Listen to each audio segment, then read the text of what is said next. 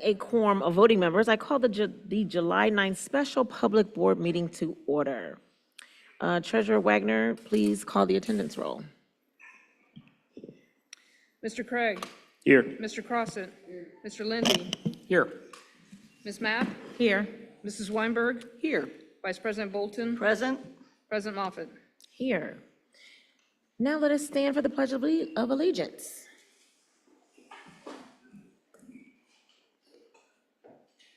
I pledge allegiance to the flag of the United States of America and to the republic for which it stands, one nation, under God, indivisible, with liberty and justice for all.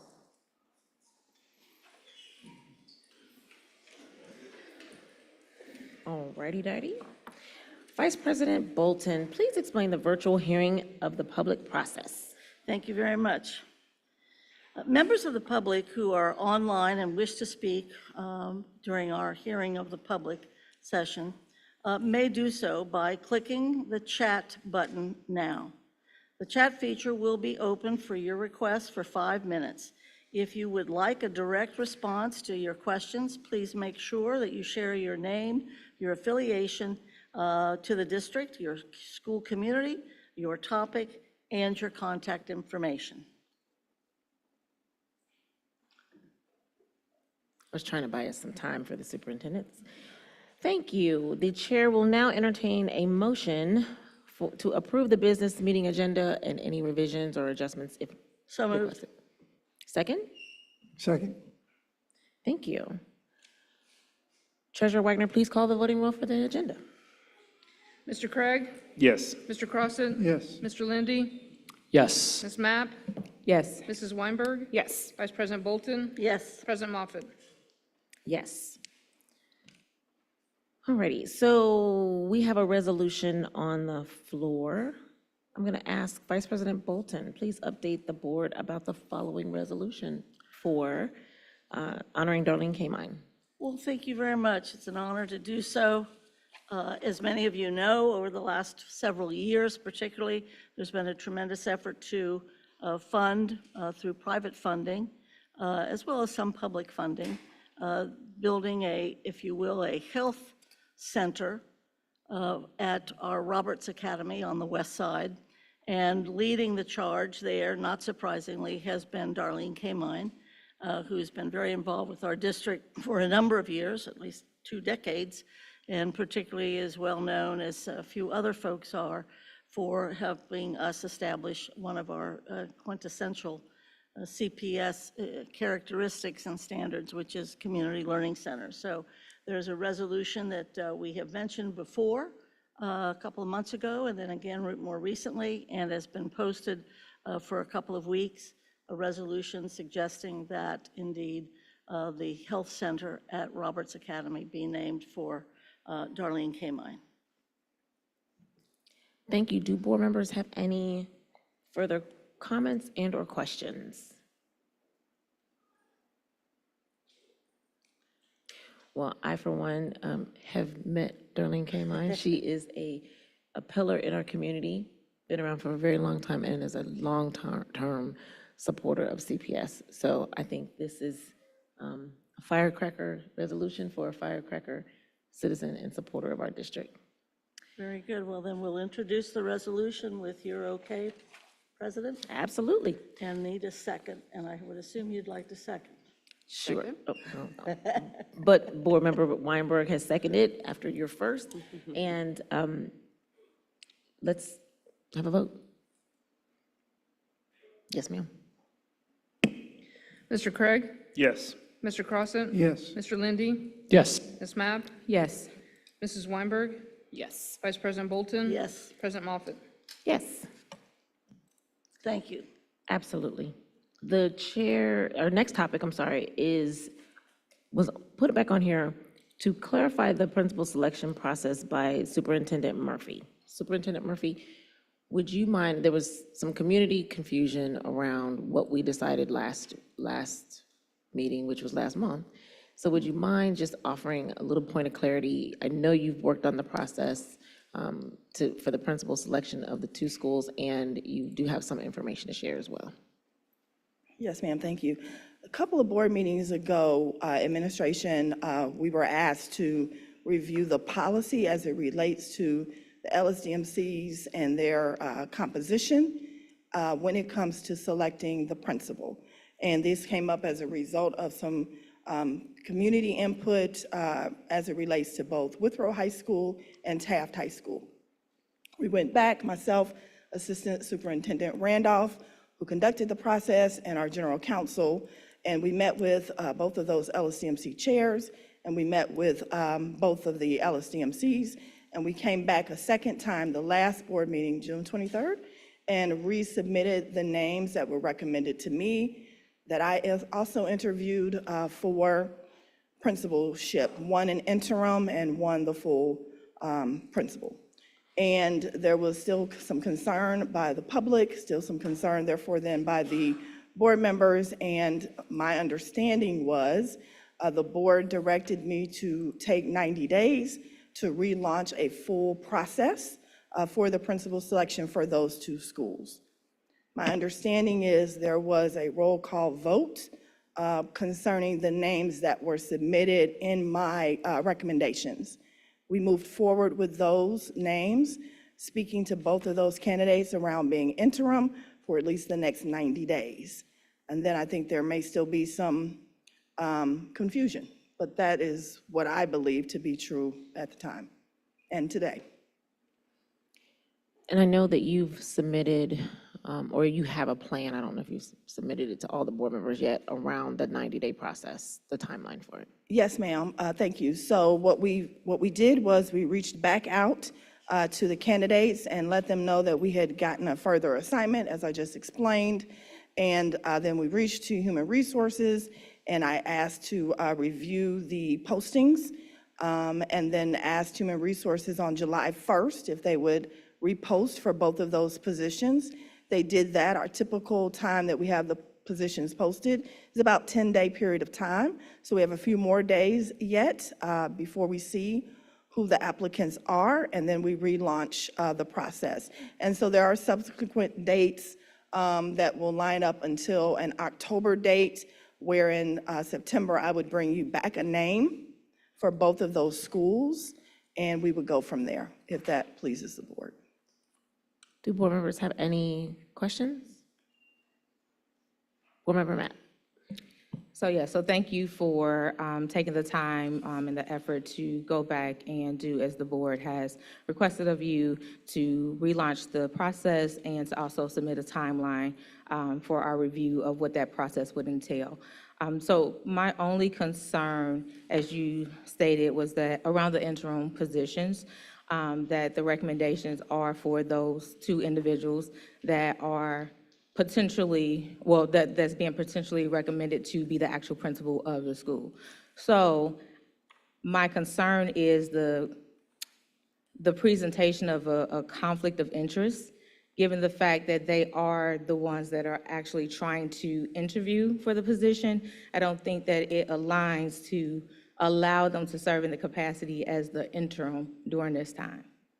So that's my point of concern and clarification. I know when we spoke at the last meeting, we spoke in a general tone around having an interim in both of those positions, not specifically naming or stating anyone.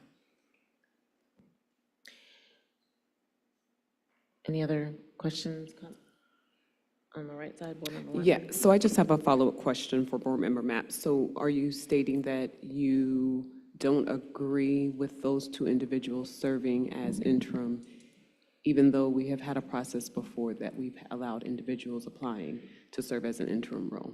I just want to. Correct. That is my concern, given the fact that there's been so many issues and discussion around it, to make sure that the process remains ethical and free of bias. I think in this particular position, they should not be a part of the interim recommendation, but they could definitely be part of the a part of the principal selection process. So part of the application process? Correct. Okay, thank you. Vice President Bolton. Yes, appreciate the comments and the question. I think it's been very normal and very procedural that folks that are in the building currently and in important positions, especially if they've also applied for that principalship. For example, in one of those buildings, there is an interim principal who applied and was interviewed. And so I think the interim piece, the 90-day is of concern to me because I like the idea of an interim for a whole year, but I think it would be unfair and even more confusing and out of procedure if somehow people that are currently serving, especially considering both of these people have been recommended by their LSDMC to become principal, if now we were to say that they couldn't because they were serving the school as assistant principals and in the interim. So I would support that these are reasonable selections right now for this 90-day interim period. And then maybe we look into what that really means in a larger scale going forward. But right now, I think this is a reasonable recommendation by the superintendent. Board Member Craig? So I think this goes a little bit back to an opportunity for a policy committee to firm up what the actual policies and procedures are, because there's nothing in our policies that says an interim can't apply for a position for which they are serving as the interim. And I think it would be somewhat arbitrary for us to do it now at this point, since we've not done it with past superintendents, not done it with past leadership positions, not done it with past principals in the district. And so I think if that's something we as a board want to say that's a problematic thing to do, then that's something we should do in policy as something we can go forward and do. I think the other part to me also is I do think this is an opportunity for us to firm up some parts of what is the LSDMC process. And that's, again, something outside of these two particular individuals and this particular process today that we're discussing. Because I do think there's some things that are things that we as a board over the years have allowed to happen, or in fact, given our signature of approval on, that did not follow in line with how the policy technically reads. I can tell you right now, there are several principals that we have approved over the years who have not had a full composition of an LSDMC in their process. And if that's the way the policy is written, that's on us to, it's a shame for us to not have followed it.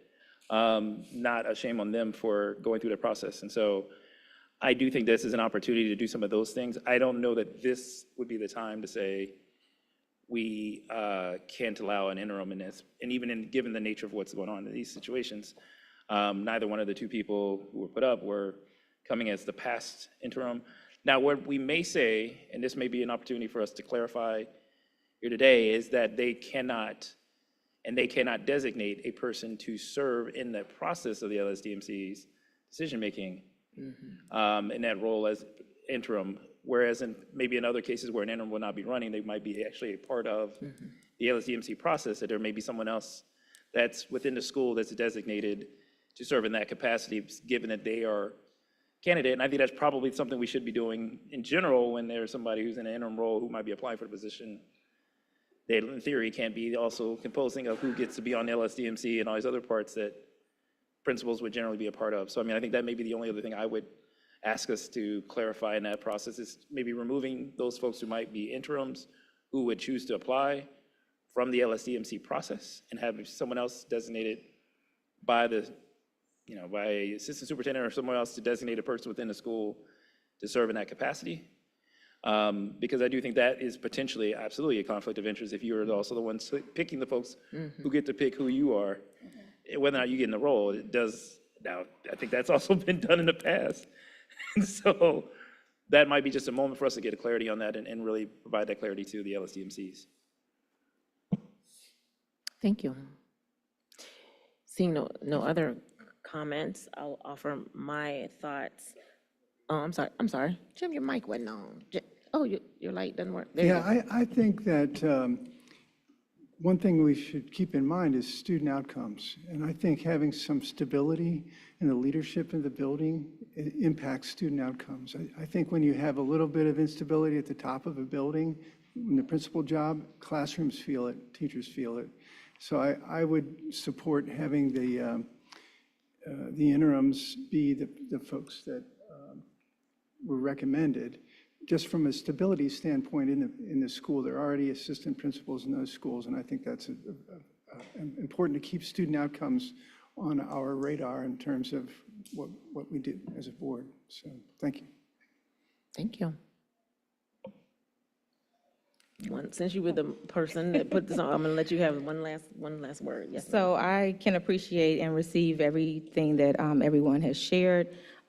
Again, to the point of what has been normal, just because that has been the normal process doesn't mean that that should continue to be the method and the way that we continue to move forward. And so, given the fact that this concern has been presented to us in a number of different facets and from 2 different schools, I think, again, it is worth us addressing and setting a tone and a precedence that we will ensure that we're adhering to the policy and our procedures align with that. To the point of putting student outcomes at the forefront, to the point of stability, I think we're a little selective in how we choose to apply that.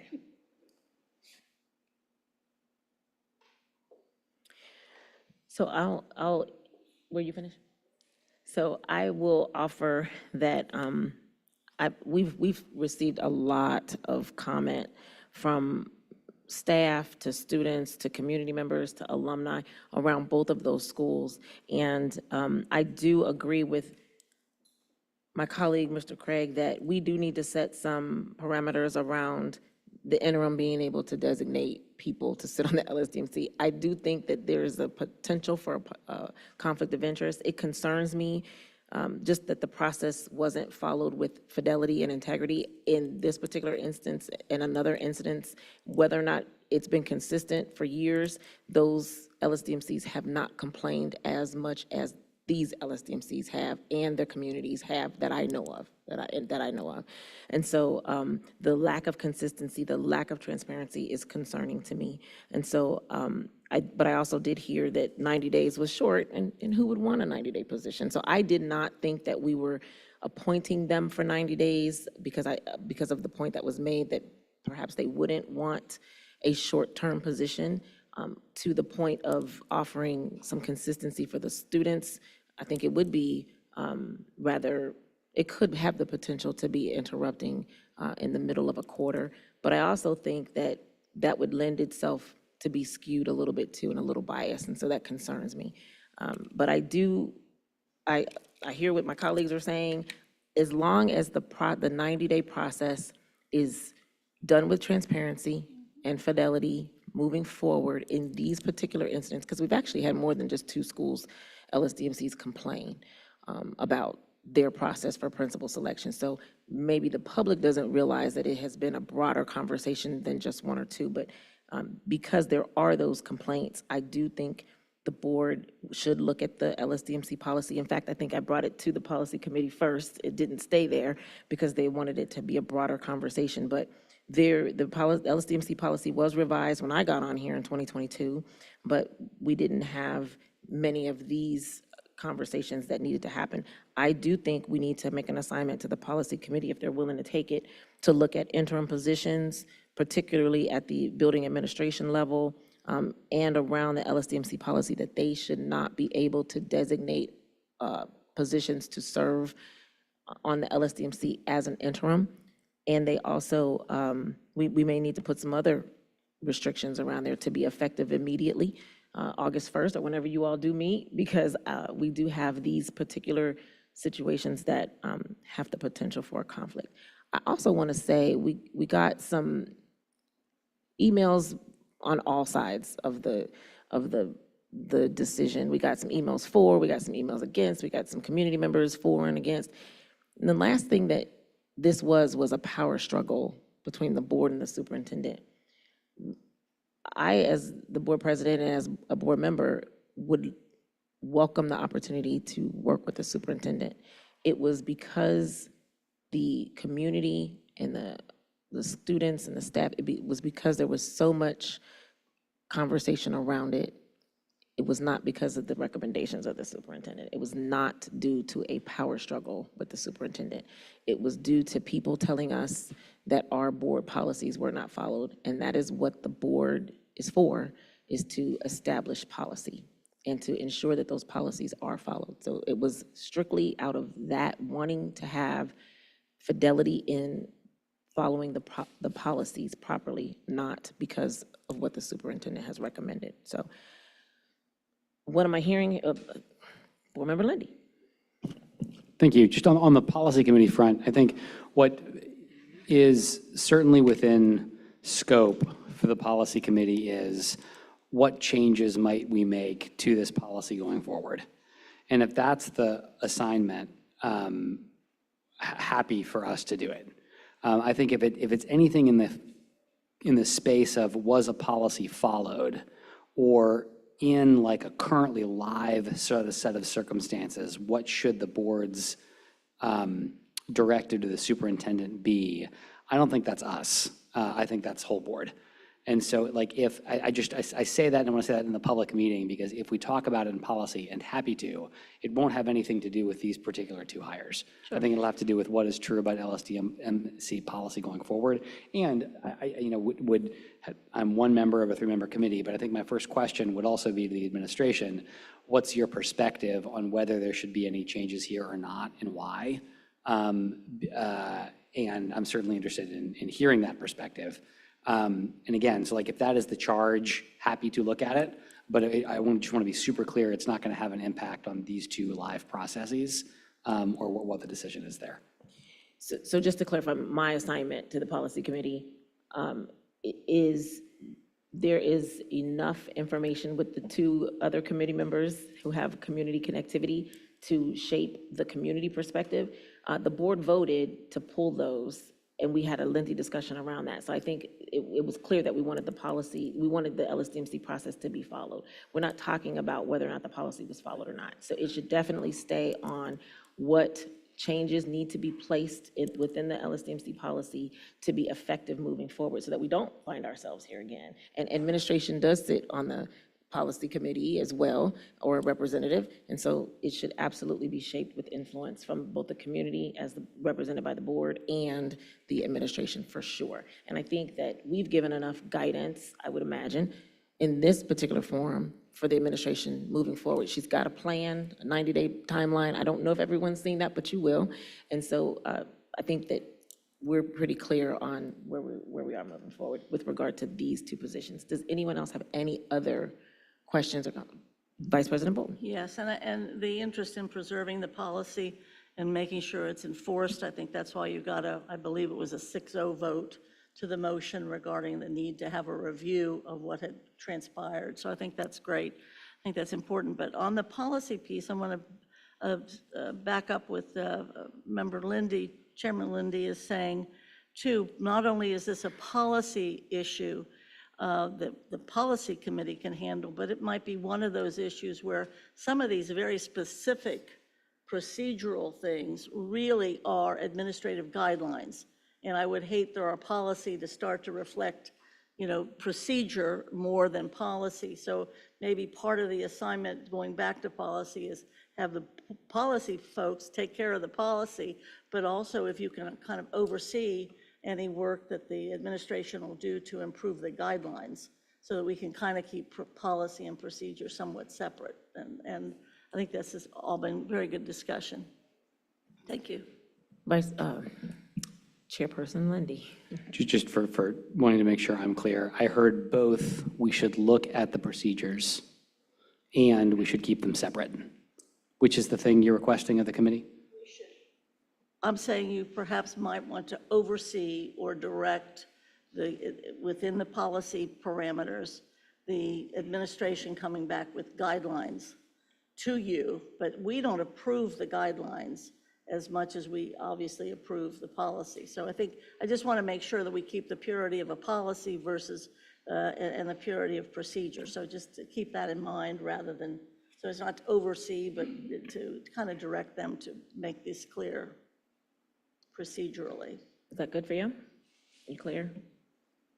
I feel very comfortable moving on. Okay, thank you. Let's move. Board Member Matt. I just wanted to add that, to your point, it was recommended at the previous meeting for there to be a principal selection implementation plan, so that could be the procedural aspect that aligns with the LSDMC policy, so that, again, that it is uniformed throughout the entire district, so that we don't fall into this place, because, again, if our policy is strong, we shouldn't have these issues, and we all agreed that it wasn't our policy, so then maybe we need to review the procedures. We all good? All right. Superintendent Murphy, do you have everything that you need for clarity around this topic? For clarity, my team and I are moving forward with the 2 names of the interims that have been submitted for the next 90 days. We are happy to submit to you procedures that align with the board policy. I just want to make sure I can tell the people and the schools that they have at least an interim principal for this time period. I think that's what we're saying. If that's what the full board is saying, that's fine, but that's not what I'm saying, so. Okay. I Well, mean, it's- so part of that, yes. But to the point of moving forward with the 2 interims as recommended, that's not what I'm saying. So if it will require a vote, then that's fine. If the majority of the board agrees with that, then you all can go ahead and move forward with it, but I want it to be stated that I am not okay with it. So I know it's in your recommendations, those 2 names, right? The last time. Well, you have recommendations In this- in this meeting as well. They're not in there this time Yes, they are. because I truly thought there was a vote in There was. support of the They're in there. recommendations, but I heard under an interim period of time. They're in your, under, No, that's the, this was on board docs. It's from, that's 23rd. okay, so do we need That to had vote? occurred. That vote had occurred. Well, it last night. occurred to pull them, but the problem was that there was no clarity around if, this is why this came up. Let me bring this up to the public. This came up because there was no clarity. We pulled them. We said that the process needed to be done again, but there was no clarity on, was there going to be an extension of the people that were there until August the 1st? Were they going to be extended 90 days? Or were those people going to come in as an interim for 90 days? That's where the clarification needed to happen. And so we really have pulled them, but we did not offer any clarification as to if they are serving in an interim role. That I'm aware of. Maybe we did. Dan, did we approve them for the 90 days? Is that how you interpreted it? We did. Okay, so then there are, So, Board Member Craig. so just to clarify, and this is part of what happened when we voted, and I'm happy to put a motion if we need to do it again. I'm happy to do a motion again. But specifically, we voted, and then the superintendent asked specifically, does she need, because part of the conversation we had was around going to them and asking them if they're willing to serve in that capacity, because we did not have them ask that beforehand.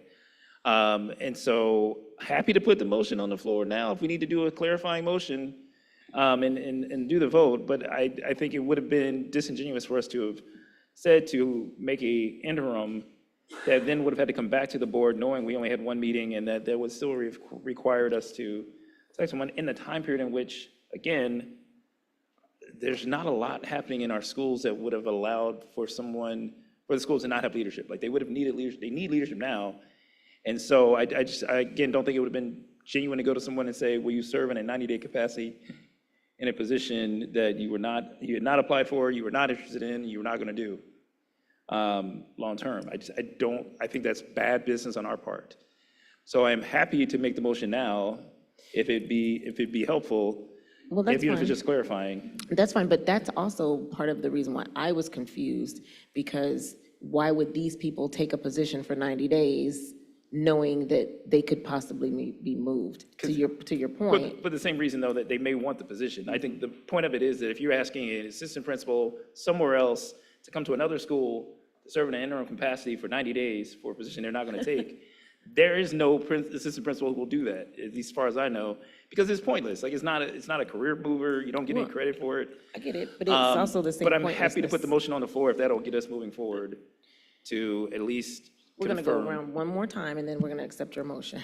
Yes, Vice President. Yes, I think and I'm glad we finally got to what was the confusing part of the whole experience on the 23rd. Both, I think, General Counsel and the treasurer would have the record clear as to what we approved on the 23rd.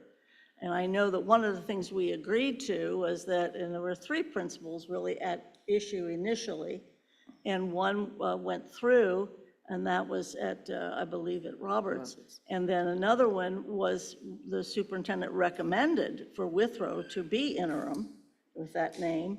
And I think the one at Taft was recommended to be permanent, and we changed it basically to interim because we put this 90-day experience, because we were concerned about the process. So I'm interested in making sure we're clear about what the record was, that these 3 names went through, and one of them actually was changed, and that was the one that was, I believe, Taft got changed. But we could hear, and then I don't have any left to say, but if the treasurer and the general counsel can tell us what the record is, and I'm happy to support a motion to do it again. Before you speak, Dan, I'm gonna let Board Member Weinberg ask her question, and just so that people know, I did call Dan and I did call Jen right after this to ask for clarification as well. So go ahead. So I just was going to make a quick statement. I'm not quite sure if we had all 3 names go through. From my recollection, we had 1, but I guess he can clarify that. I can't remember. And I'm happy that you're here, Dan, to kind of clear it, or at least give us that information again, so we're all on the same page. Sure. So the 2 names were removed from the consent agenda for separate consideration from Taft and Withrow. The 3rd principle was approved as a part of the consent vote. Board Member Mapp made a motion to redo the principal selection process at Taft and Withrow. Board Member Craig offered an amendment to appoint interim principals, referring to the 2 APs that were recommended by the superintendent. During discussion, the 2 APs were referenced multiple times, including by Board Member Bolton asking whether they were currently in place in those buildings. There was discussion about the date when this would take place. July 1 would be the effective date. After discussion, there was discussion of how long the interim appointment would be, some recommendation for a full year, the board ultimately landing on 90 days. Board Member Mapp accepted the motion as a friendly amendment, and the board voted to approve, in our view, the 2 APs for 90-day periods, effective July 1. Okay, so just before you leave, so the one thing I think you left out was the July 1 was to start the 90-day process. It wasn't for the appointment. It was to start the 90-day, because Superintendent Murphy asked and looked right at me and said, when does it start? Does it start right now, which was the 23rd of June, or does it start? And I said, I think July 1st would be fair. So that is the context from the July 1st moving forward, was the 90-day period was to start July 1st, and the whole interim piece around that too. Let me go back to Board Member Mapp so that we can move forward. There is a motion to accept those, and it has been formal, but we're gonna move forward on this. You had the Yeah, question, and so I want to. Thank you for your synopsis of what occurred on those meeting dates. The thing to point out is you stated referring to, in the original motion, and the friendly amendment, we spoke in general about appointing an interim in those positions, not specifically naming, not in his friendly amendment, not specifically naming any particular person. And so I just want to clarify what you're reporting back to the board, because again, in your review of it, what you just shared, is that it was not directly stated. So I think, again, that's creating issue with the clarity around this topic. So thank you. So there's going to be a motion on the floor. I'm going to accept that by Board Member Craig. All right, so for the purposes of clarifying what's my friendly amendment and what we voted on before, I will place a motion on the floor to accept the 2 names that have been previously submitted into interim roles for the period of 90 days, starting the July 1st date. So that they go through the totality of the process. And if a principal is not selected at that point, then it would be reviewed again with the board for the two names that were provided previously. Madam President, may I make a friendly motion? A friendly amendment to that motion? Amendment, excuse me. Yes. That would be under the consideration and with the rule that the interims not be able to help select who is on the LSDMC. Yes, Thank you. that is accepted. Okay, so there's a motion on the floor to accept the named positions for interim at Withrow and interim at Taft high schools for the 90 days effective July 1st through July, August, July, Or you do it knuckles. through the 90-day period. And they will be interims, start the school year, and not be permitted to have any involvement in the selection of their LSDMC or their principal selection process. And the 90-day calendar will be shared with, per the policy. Okay. And it has been seconded? You accept the amendment? Second? Any other discussion? And let's vote. Mr. Craig, Yes. Mr. Crossan, Yes. Mr. Lindy, No. you said no, right? Mr. Mapp, No. Mrs. Weinberg, Yes. Vice President Bolton, Yes. President Moffett. Gosh, that's a tough one. It's a tough one. Vote as president. Yeah, I know.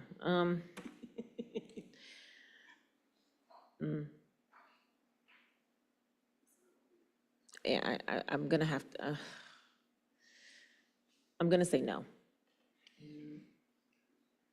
Motion carries. All right.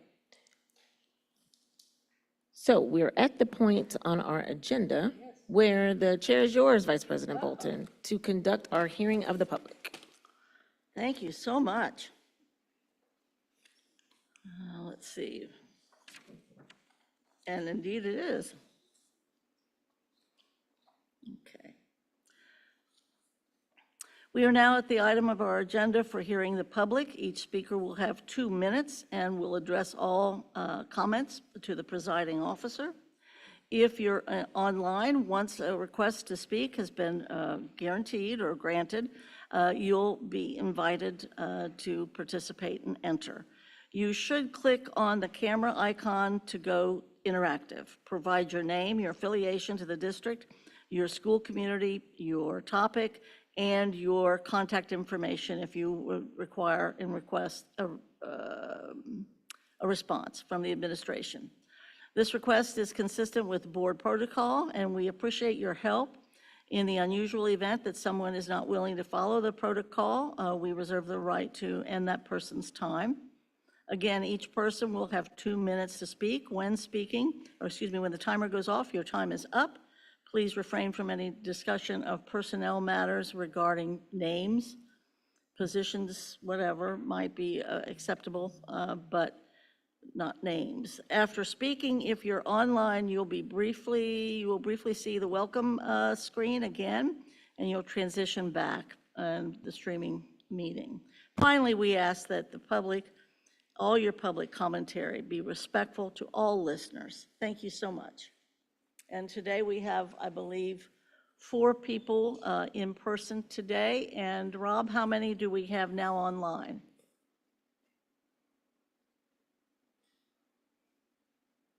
Good afternoon, Madam Vice Chair. We have 2 online and 1 approved video for the hearing of the public section. Okay. So we'll start with the video, if that's okay, Madam Vice Chair. Absolutely. Thank you.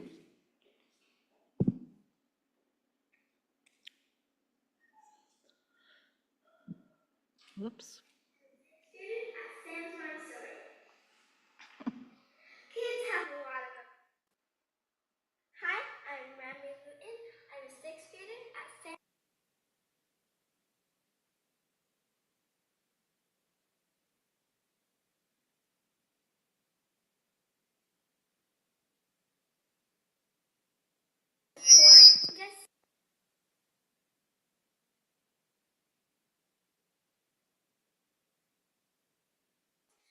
if I may, you cannot ask us to take away our most useful tool, a kind person.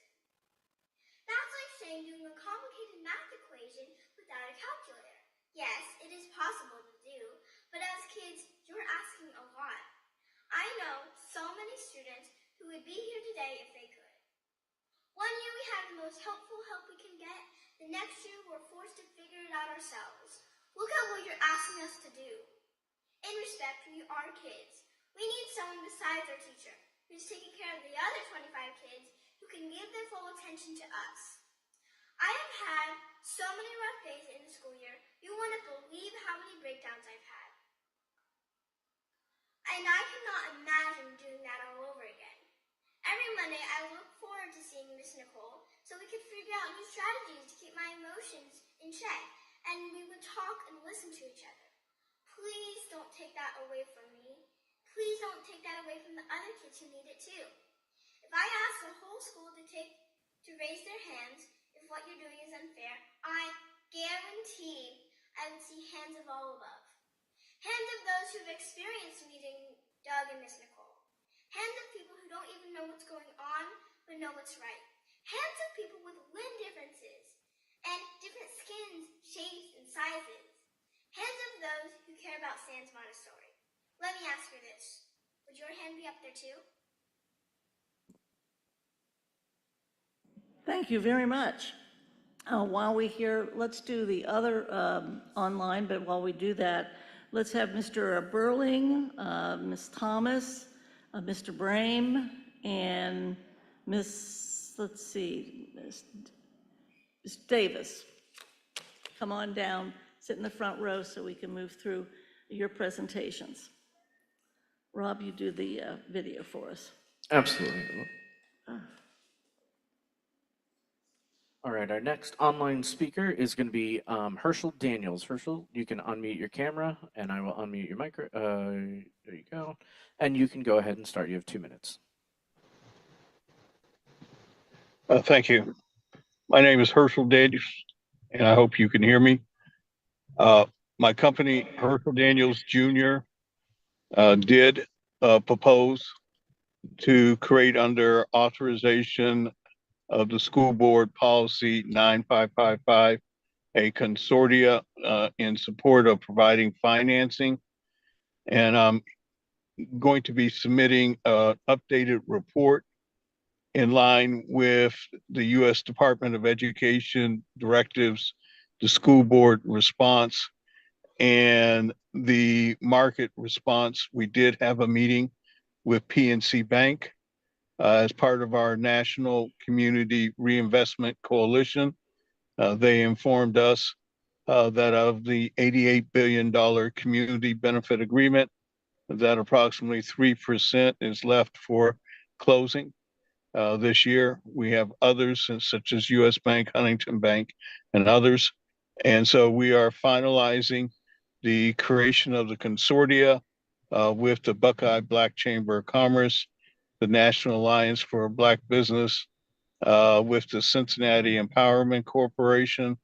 Together, we will come back and we are proposing under this a first in the nation people-driven public-private partnership that would be a win for the students. It would be a win for the staff, and as much as set a model for the nation. Look forward to working with the Cincinnati Public Schools and the investigative committee that was impaneled by the superintendent who we last met with on January 17th. Based on all the changes that have happened since then, we think we have the answers that may provide some solutions to the funding problem of CPS. Thank you very much. Thank you, Mr. Daniels. Thank you. Our next speaker will be Jillian Whittaker. Jillian, you can go ahead and unmute your camera and microphone. You have 2 minutes. My name's Jillian Whitaker. I am a teacher and a parent. I just wanted to comment on the decision to halt the adoption of a new ELA curriculum, specifically in conjunction with Mr. Lindy's emails that were going out about doing curriculum trainings in order to improve scores. In the studies that he talked about, those two states specifically required science of reading curriculum and summer enrichment for students who weren't on grade level. We were in the process of adopting a new curriculum, and that's been stopped by the budget constraints, which, understandable. But at the high school level, our current iteration of our curriculum doesn't utilize the science of reading. And so please be cognizant of that as we move forward with spending all this money on the training. If we're training a curriculum or a version of it that doesn't support the science of reading, then our teachers will appear to be the ones at fault for a lack of growth. Not to mention the fact that all of that money could either be going towards adopting a curriculum that does support the science of reading or hiring more teachers instead of cutting electives so that, for example, one gym teacher isn't having to support 1,000 kids. Also, finally, as a teacher who worked closely with leading educators, they were the PD team that was brought in by the previous administration. I would ask that you guys really please consider the issues with hiring an outside consulting firm for professional development, because oftentimes their goals are not in alignment with what CPS's goals are or with what the teacher's goals are.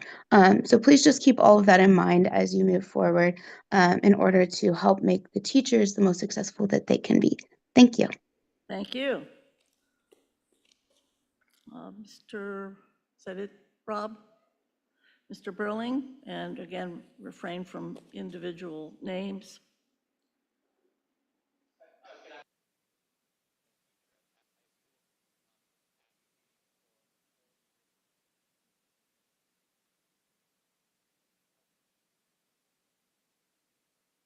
Oh, got it. Hey, Rob, can you give him back his 10 seconds? Hi, thank you. My name is Ray Berlin. I'm a teacher at Taft High School, just advocating for a full year interim position at Taft and Withrow as well. These schools have some of the most at-risk students in our school district, as many of you are aware, and these schools really do need stability. I don't think a 90-day interim principal job does that for either of these schools. Your job as board members is to make decisions that benefit student learning outcomes and their well-being. This decision, unfortunately, does not do that. So I'm just asking, as a teacher and someone who cares about the students of these schools, to please reconsider for a full year interim job to better student well-being and their learning outcomes. Thank you. Thank you. Ms. Thomas?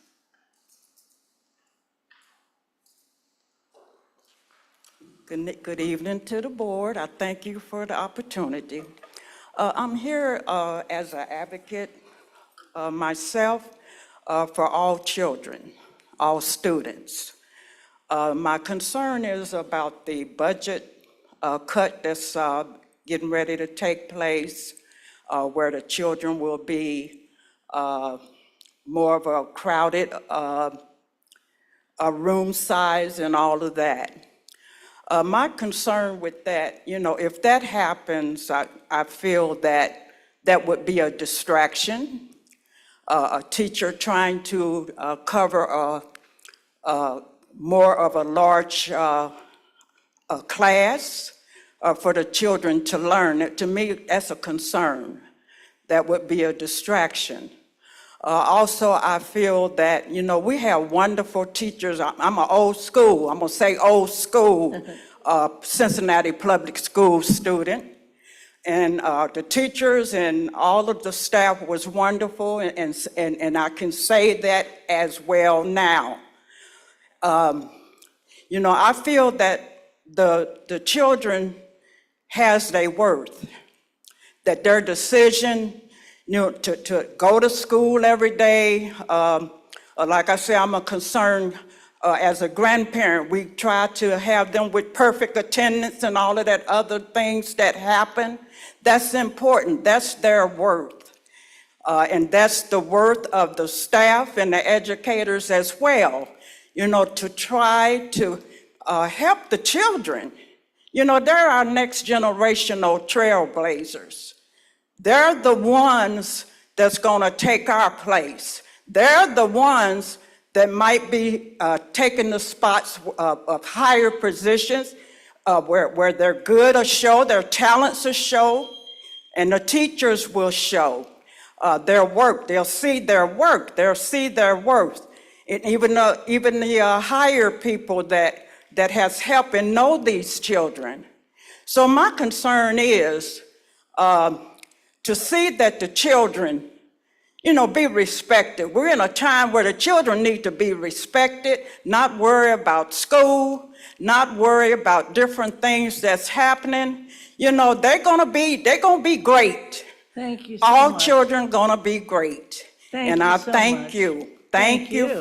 for your time. Thank you, Ms. Thomas. Mr. Brame?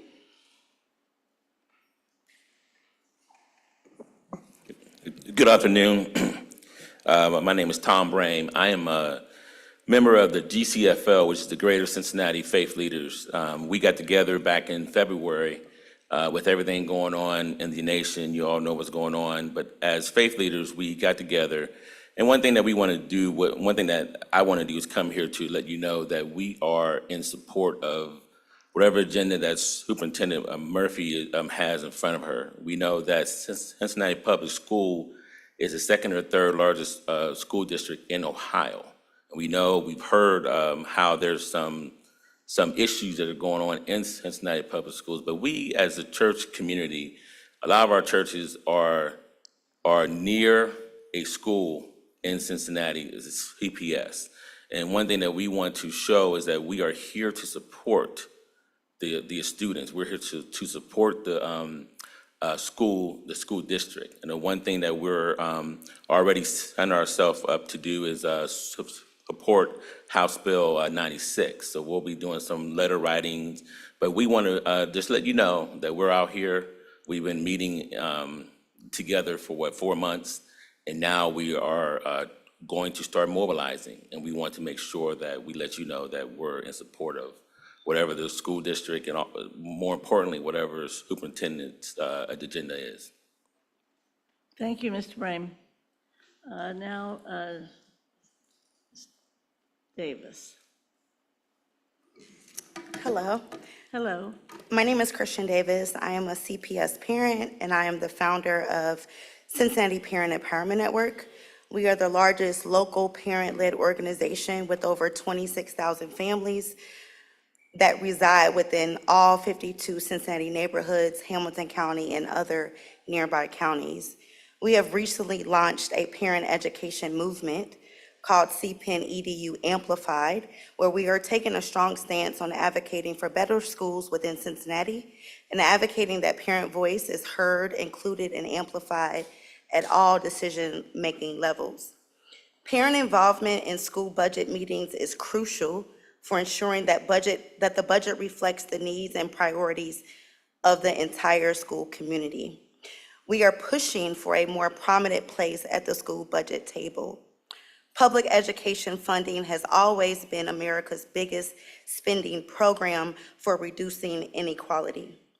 When including parent voice, we ask that during the 2025-2026 school year, the board is intentional in using accessible language, avoids using educational jargon, and explains financial terms clearly to ensure parents understand the budget proposal. In addition, we ask that you continue to provide alternative ways for parents to share their concerns, suggestions, especially those that aren't comfortable speaking publicly.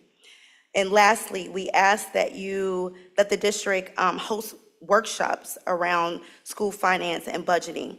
Help parents understand the complexities of school finance so that we all can engage more effectively in the budget process. Our goal is to collaborate with the district on this issue and other issues related to amplifying parent voice at all levels. Thank you so much. Thank you so much. And that concludes the hearing of the public. Thank you. Thank you. Thank you, everyone who spoke.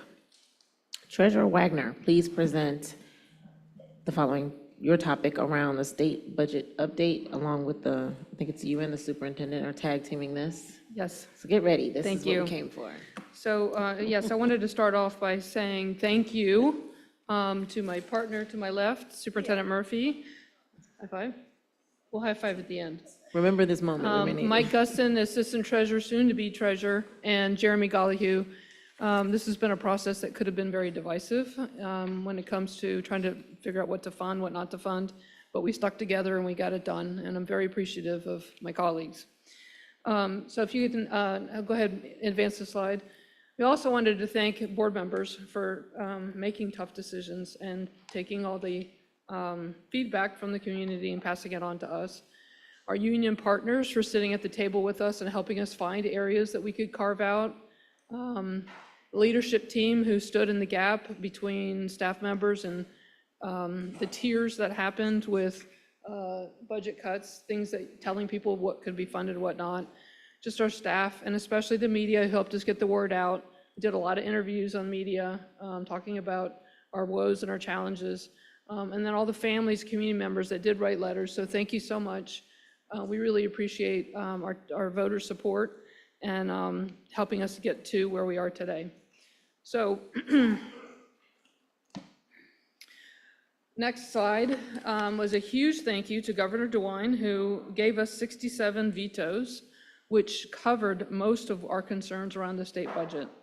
And so we really wanted to thank him for supporting K-12 public education and fighting the battle for us. So we wanted to make that as a public statement. I will say that there is a growing momentum to override some of his vetoes. It is in the House, and they should be voting on July 21st on at least 3 items, and I'll go over those in just a second. If it passes as a 3/5 vote, then it will go to the Senate for their vote. So we're hoping that they'll stay strong and keep the vetoes in place.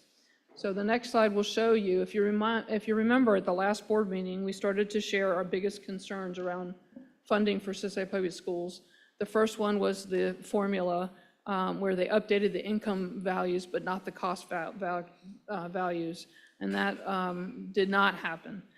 But Governor DeWine vetoed the removal of the emergency levies and fixed substitute and replacement levies. So that was good, that helped us. He also vetoed the change to the 20 mil floor calculation. Now both of these items are up for an override vote. Next slide. The annual general fund carryover limit was vetoed. It's not on the list for override, but the County Budget Commission can reduce tax rates is on the list for override. So he also vetoed the building use, selling of the buildings, and the district retirement pickup. But what did go through was we're changing from a 5-year forecast to a 3-year forecast. Next slide. We want to reassure our board and our taxpayers that we continue to invest with this budget in improved academic outcomes, supporting the whole child, fiscal transparency, and good stewardship decision-making, as well as supporting the growth plan. And so these bullets came out of Governor DeWine's news conference. And so there's funding and support from the state level on expanding career tech, which aligns with our goals, the cell phone policy, science of reading, which you heard a previous speaker talk about, school-based health centers. They're trying to catch up to where we are because we're the cornerstone of value there, including eye exams for K-3 students and more mental health support for our youngsters. Expanding driver training. I recall Council Member Jeffries talking about better driving so they stop running over our students. And continued investment in our homeless shelters with the RAP and supporting maternal and early child health services. So this budget does support those items, and the goals of the board are our biggest priority. Next slide.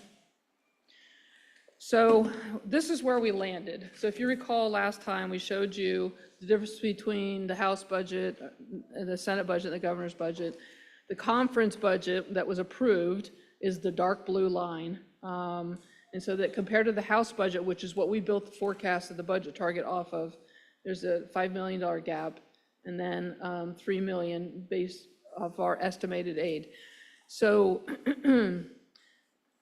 what happened, and I can't remember if I said this, but this version of the budget did not update the base cost inputs, and so that's also a pain point.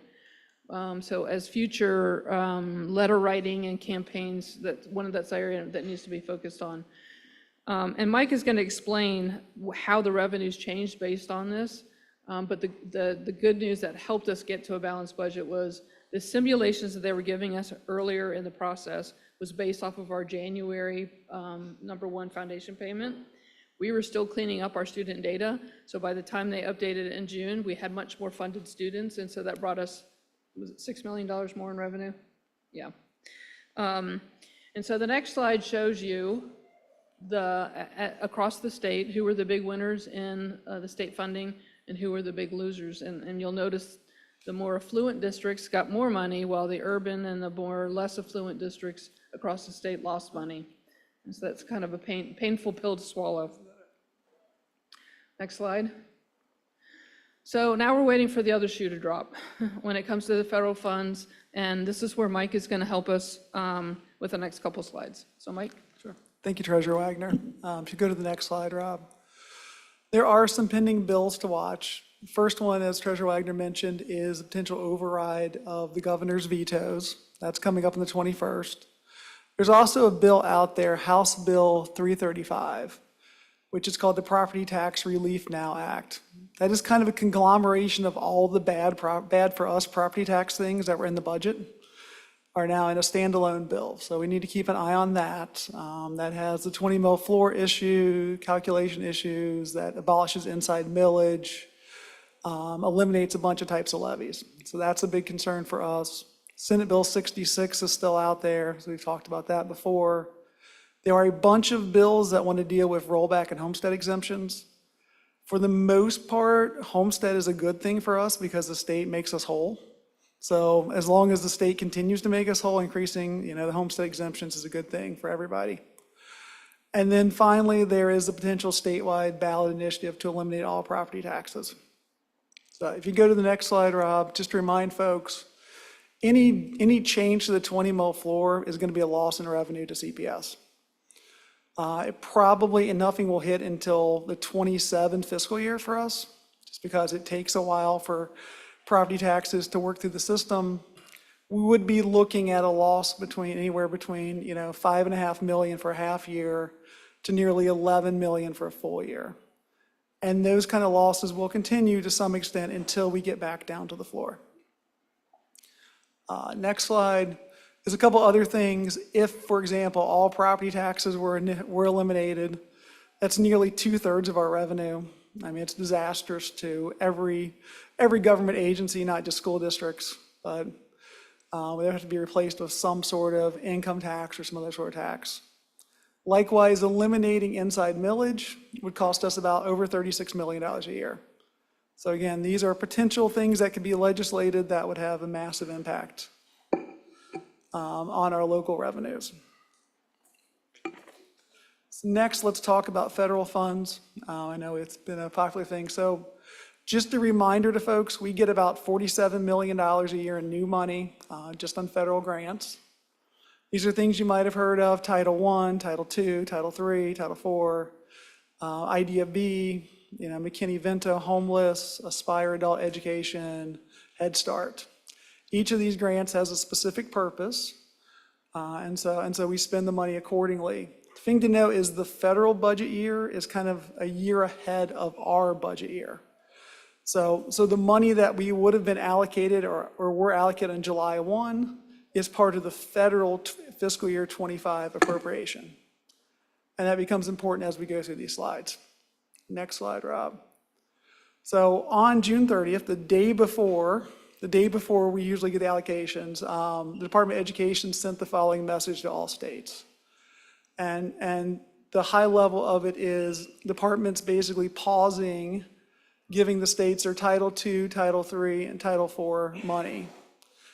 until they do some sort of review. There's no time frame given for when that review is going to be complete.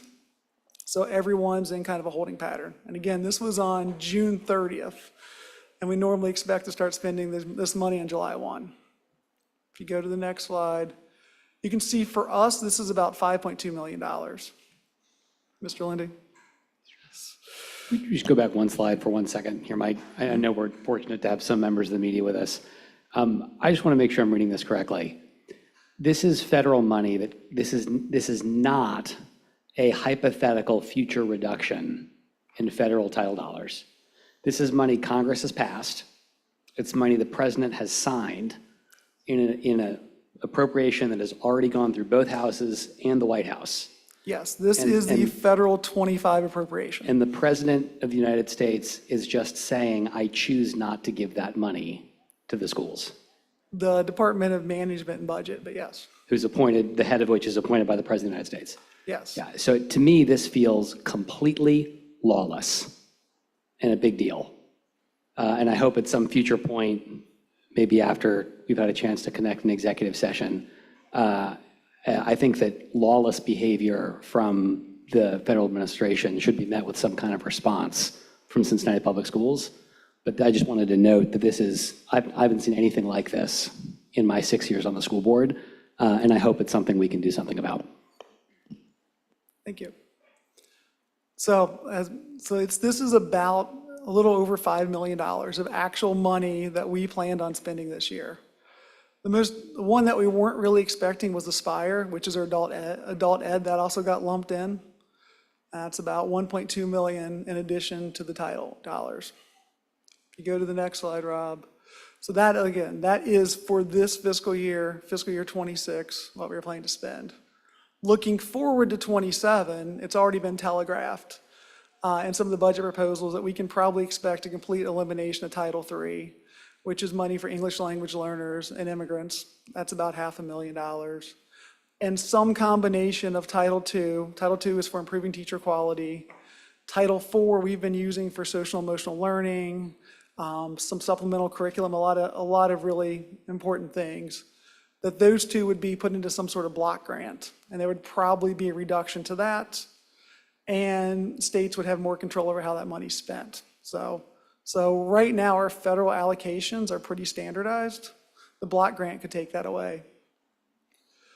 But so we already kind of knew the 27. The 26 changes are a new thing that just hit us recently.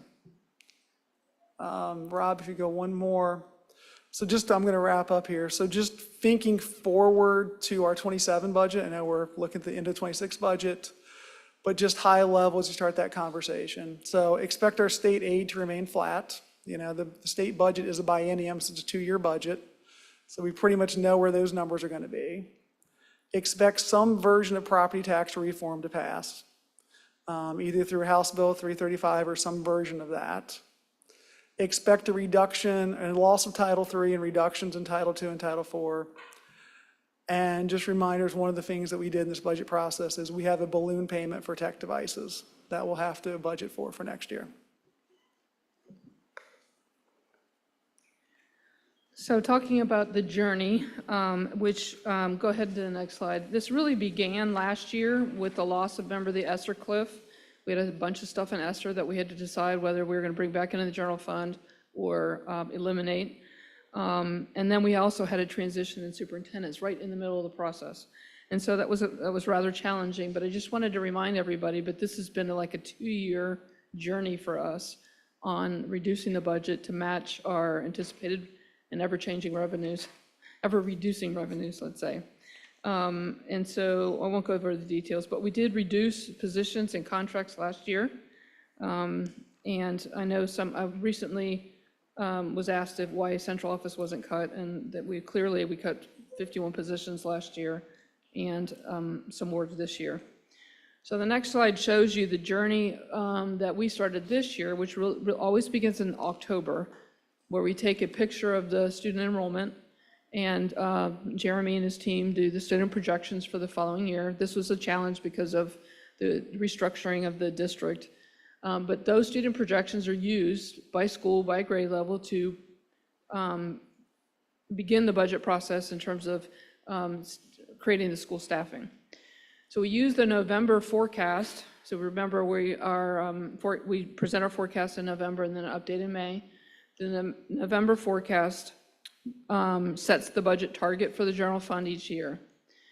Then we do the school staffing, typically in December and January. So we have formulas, class size formulas and ratios for school-based staff. And that's how we establish what the school budgets are going to look like. Next slide.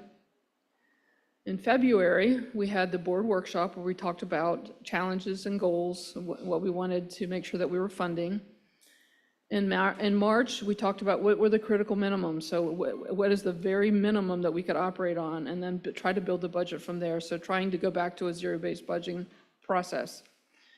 In April is when we brought the budget task force back, and they the union leadership sat at the table with us and helped us go through line by line, all the staffing formulas, all the projections, and just reanalyze everything. On May 19th, we presented the updated May forecast using the House bill version of the budget. And so that reduced our revenues a little bit. So we ended up with a bigger gap. Then on the next slide, on June 2nd, the board approved the fixed and obligated, the vendor contract reductions, and the central vacancies. On June 23rd, the board approved the master reduction list, the reduction in school social workers, the spring TAC that included the 40 RIF positions, and a reduction in Schedule E. And then hopefully tonight you'll approve the budget. So Mike is going to share the update.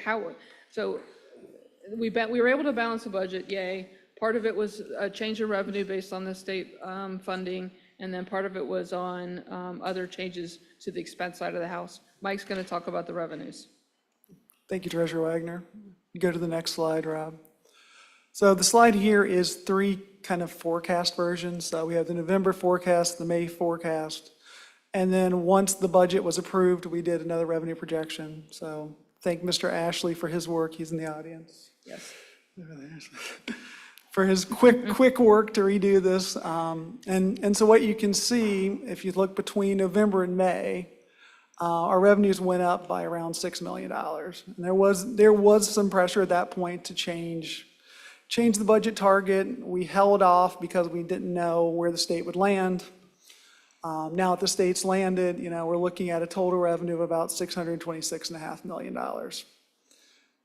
from our property taxes and from state aid. If you go to the next slide, kind of talk about why there was some growth. So this is really good news. So between the January settlement, so we get a settlement twice a month from the state for a state foundation. It's based on our number of students, population, and then also students in different categories. So English language learners, students with special needs, gifted, career kids doing career tech courses, those sort of things. So between January and June, you can see our state aid projection for the year went up about $6 million, actually a little over $6 million. And that was 2 things. One, it was an increase in enrollment, and it was an increase in enrollment in these categoricals. And so it's a good time to give some credit to Mr. Gollihue and his team, the EMIS team, as we call them, for working and correcting those errors and making sure kids had all the right check boxes to get credit for the different population of the kids. So that increase in revenue is really what allowed us to stay really positive for the revenue forecast. So that was a good thing. The new updates in all these categoricals help us out. So putting it all together, if you go to the next slide. So updated revenue projection was 626.5.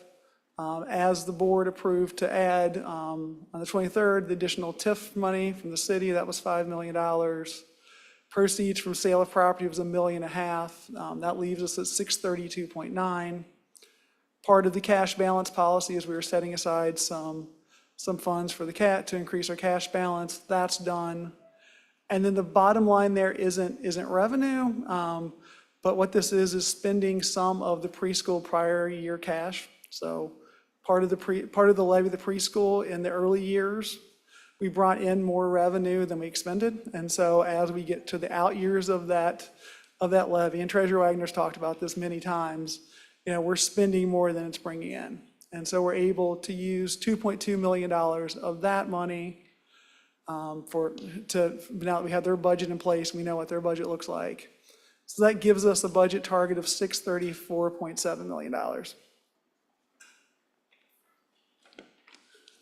Thank you, sir. So, not to belittle by any means the risks that we still have facing us both this year and in the future from ongoing potential state budget proposals, the federal budget, and the impacts of those dollars. We also don't want to miss out or demean the incredible work that has went into this budget this year, the collaboration and the tough decisions that have had to be made. But I'm hoping we can have a moment of leniency as we celebrate a little bit tonight. Even if it's just this moment, hopefully we can take that one, right? 10 seconds. So I am very happy to say that we are presenting our final Pathway to Balance proposal. As Mike just detailed, with the changes in our revenue updates, we start, as we usually do, with the updated budget target, now the $634,700,000, I'm rounding up. But we can look at that as compared to what our budget would be required to be, what we call the modified budget, if we were to roll last year's budget over. Now, we were never realistically doing that, but what does that mean the difference would be? And we started working from that gap of the $51 million backwards.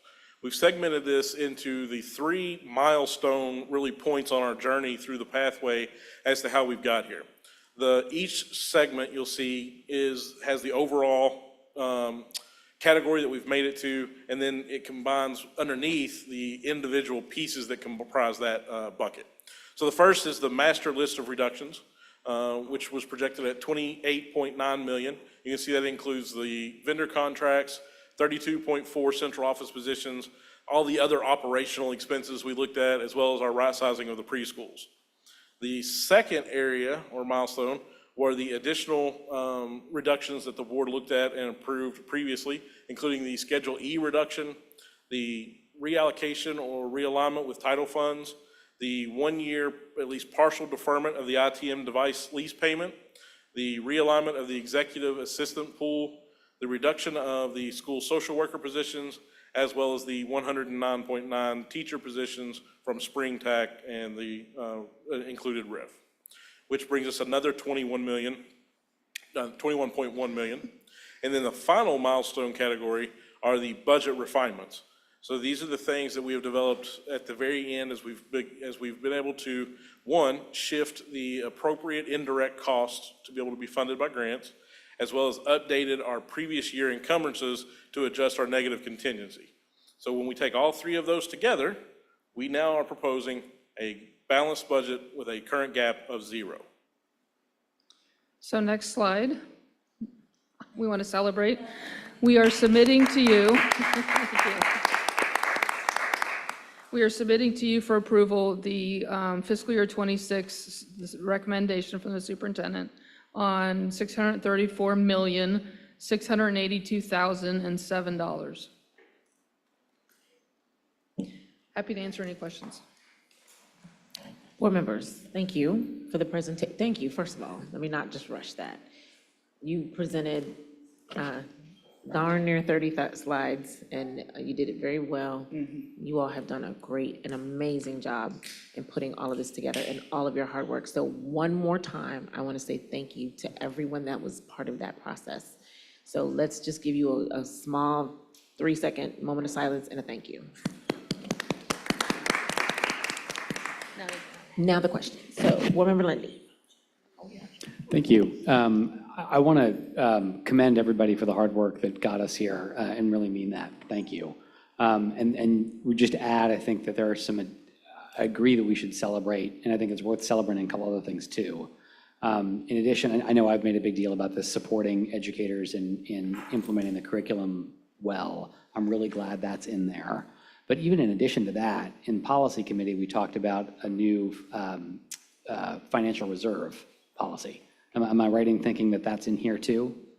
The beginning of it is, yes. Not as much as I wanted, but I got a little bit. Yeah, but it's a step in the right direction, you know, and so I think that doesn't make any of these big structural challenges go away. And I'm glad that that they're in there and that this is going to get worse before it gets better.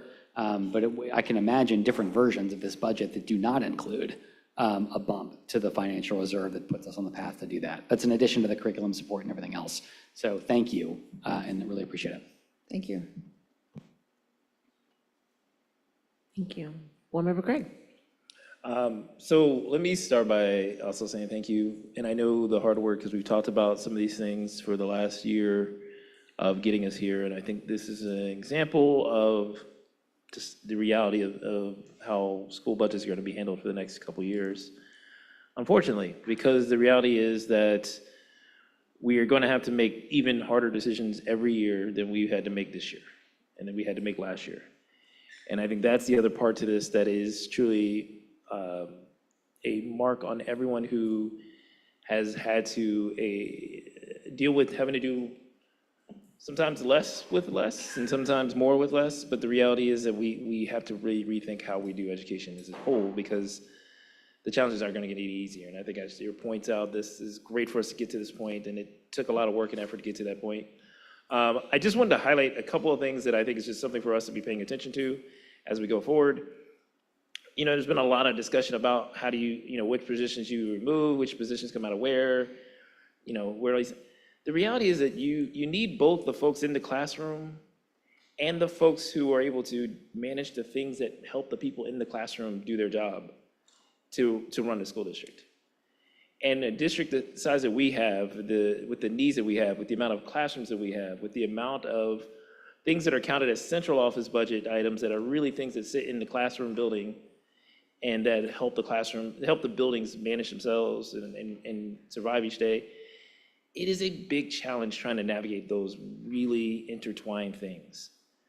And I want us to maybe credit some of the folks who are having to, or acknowledge some of the folks who are going to take some pain this year, right? That are going to have to work harder and not get the same thing, but they're, in some ways, or some of the schools that will not have the same level of resources. They'll still have resources, but maybe not in the same level or in the way it was done before.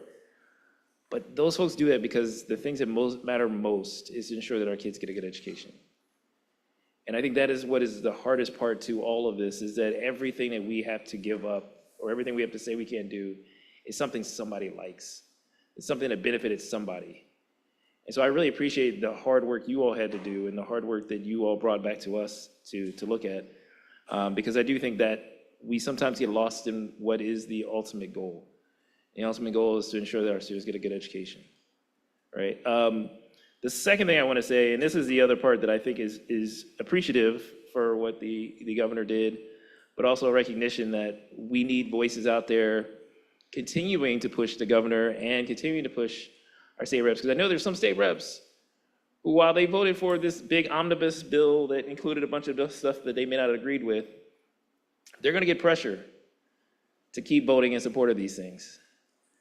And we need you all in the public, we need the community whose voices were louder than ever to continue to be even louder. Because all the things that I think we've heard so much people talk about, the things that are important to them, the things that they want us to continue to do, and the things they want us to bring back, if you want these things, we got to have the support in the community to do it. We have the support in our state legislature to do it. Because it is really a big challenge when you have to depend upon a governor's ability to line item veto half of the terrible things that are put in a bill in order to ensure that you are so deliver a good quality education. So again, I appreciate the hard work you all are doing. I appreciate the efforts that I know our treasurer and treasurers and other superintendents and other leadership across the state were pushing hard for us to keep out there. And I appreciate all of our community members who went out and really made sure that our governor understood what was going to happen and what was going to be lost by some of these changes. And so let's hope that we can minimize some of the future attacks and future efforts. But for now, congrats, getting us to a budget that's balanced. Thank you. Vice President Bowman? Yes, thank you. Congratulations, I think are well in order for administration, for the board, and for the community, and most particularly also those members of the staff, and be they administration, or be they teachers, or be they support staff. Everyone is paying, to a certain extent, a price for the environment in which we are operating, which is obviously anti-public schools right now. And I do think we're right to thank the governor for his overrides, very crucial. And we have, as Mr. Craig mentions, we have a continued fight to see if we can influence this effort to override and make sure it fails as well. I think for the public, it's remarkable. We've got the budget, we've closed the gap. The superintendent and treasurer have presented a list of the budgets for all the schools, equivalent positions. We have a number of documents before us, and I don't really recall too often that we've been able to start a year, let's say on time, and start a year also with this kind of information provided the board as the representatives of the community. So this is great. This is historic, and it's not lost on me that this is, for all intents and purposes, Superintendent Murphy's first real budget and Treasurer Wagner's last budget. And if anything needs to be said is that that team has pulled this together, and I'm not sure any two other people, with the wonderful help of their chief lieutenants along the way, could have done this, especially under all the considerations that have to be made. So it's great, and I'm going to be happy that we pass this in just moments, I hope. I do want to emphasize, though, what Assistant Treasurer mentioned, and that is that we're not out of the woods. And now the other shoe to drop is in part going to be what the feds do to us. Not because of what we did or didn't sign along the way, but they're doing this to everyone, which is of interest. I do want to also ask for sure that the board somewhere, and I don't think this is an assignment, but the board needs to know that administration is watching not only those things that are directly impacting us financially, but all the things that are happening to Medicaid and all the things that are happening regarding nutrition. That means the nutrition piece comes out of the agriculture committee and department. They feed our kids. And we have to be watching that as well. So we're going to depend upon the administration to keep us informed for that. I also want to emphasize that we have a renewal this November for our $48 million renewal, which includes the preschool promise. But we also are facing a need for new revenue in the short, distant future. And we need to remember, as we keep arguing about making sure that the legislature doesn't find ways to keep us from taxing the folks, I don't want that to be the message. The message is we have not asked for new money for 9 years. That's remarkable in this day and time, but obviously soon we will be, and we will need the community support. And I think this budget and the work that's been done over the last couple of years especially is the fundamental building block for that request that we're going to have to be making of our very generous taxpayers. So congratulations, and also congratulations particularly to the superintendent, but most particularly as a person that's been here a long time, congratulations to Treasurer Wagner.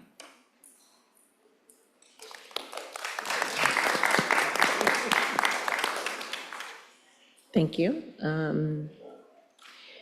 I too want to lend my congratulations. I do have a few questions, and I almost hate asking them because I always get on our staff about accountability, about the data, and I don't ever want that to be received that I'm fussing at you all. I just know we can always do better for our kids. We can do different. We can do better. So thank you. You did have a slide about the, I don't remember which one, but it mentioned the social worker piece. And I know the superintendent had shared some updated information about the social workers. So if we could go back to that, it had like under the second, right there on that one slide, Rob, where you just were, it had the 8 reductions. And I know that you had talked about kind of moving some things around. Can you speak a little bit about that? My concern remains consistent, that the things that are going to adversely impact the board's goals mental health is one of them, social emotional learning is one of them. I'm really kind of honed in on those. So I saw that one. Can you, and then to defer a lease payment, that's IT. I know we are bare boned. I absolutely know that. And I know that we are doing a lot with a little, and we're asking our staff to do a lot more. And I am so appreciative. I really, really am. I just want to ensure that we've got a stable enough framework that our students are not going to be impacted. And I know it's tough. The point that my colleague made around the irresponsible deference of our money is amazing to me. And there should be a louder outcry. But that is resulting in programming being impacted. That's resulting in an impact. And I want to understand what we're doing with what we have as far as juggling things around. So Superintendent Murphy, if you could just kind of help me understand based off of the updates that you said. Yes, ma'am. So without going back to the treasurer for additional money, I am super grateful to the deputy, to Director House, to Director Indalacio. In particular, we did sit down and hash out a way to move some dollars around. I should also say to Vera Brooks and early childhood education, dollars available to absorb some of the school social worker responsibilities. And so we had 5 pairings of schools at 0.5 the last time we shared with you. But just as of today, we were able to reduce those pairings, and the pairings that are left, I think I will say are reasonable, at least for now. And so we kept Riverview East and Spencer paired because a lot of the work that we're doing this year have them sharing resources. The other schools we were able to keep as a pair, thinking of this as a campus approach, is Fairview and Cairns School. They will be sharing.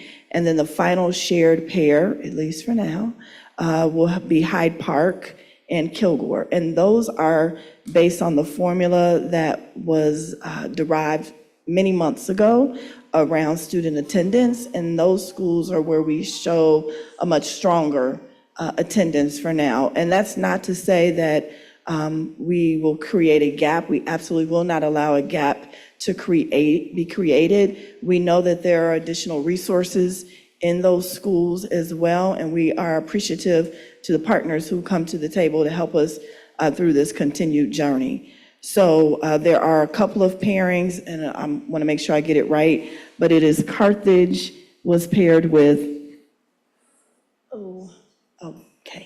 don't have it in front of me. Carthage was paired with one other school, and then Silverton. Thank you so much. This is why we need help.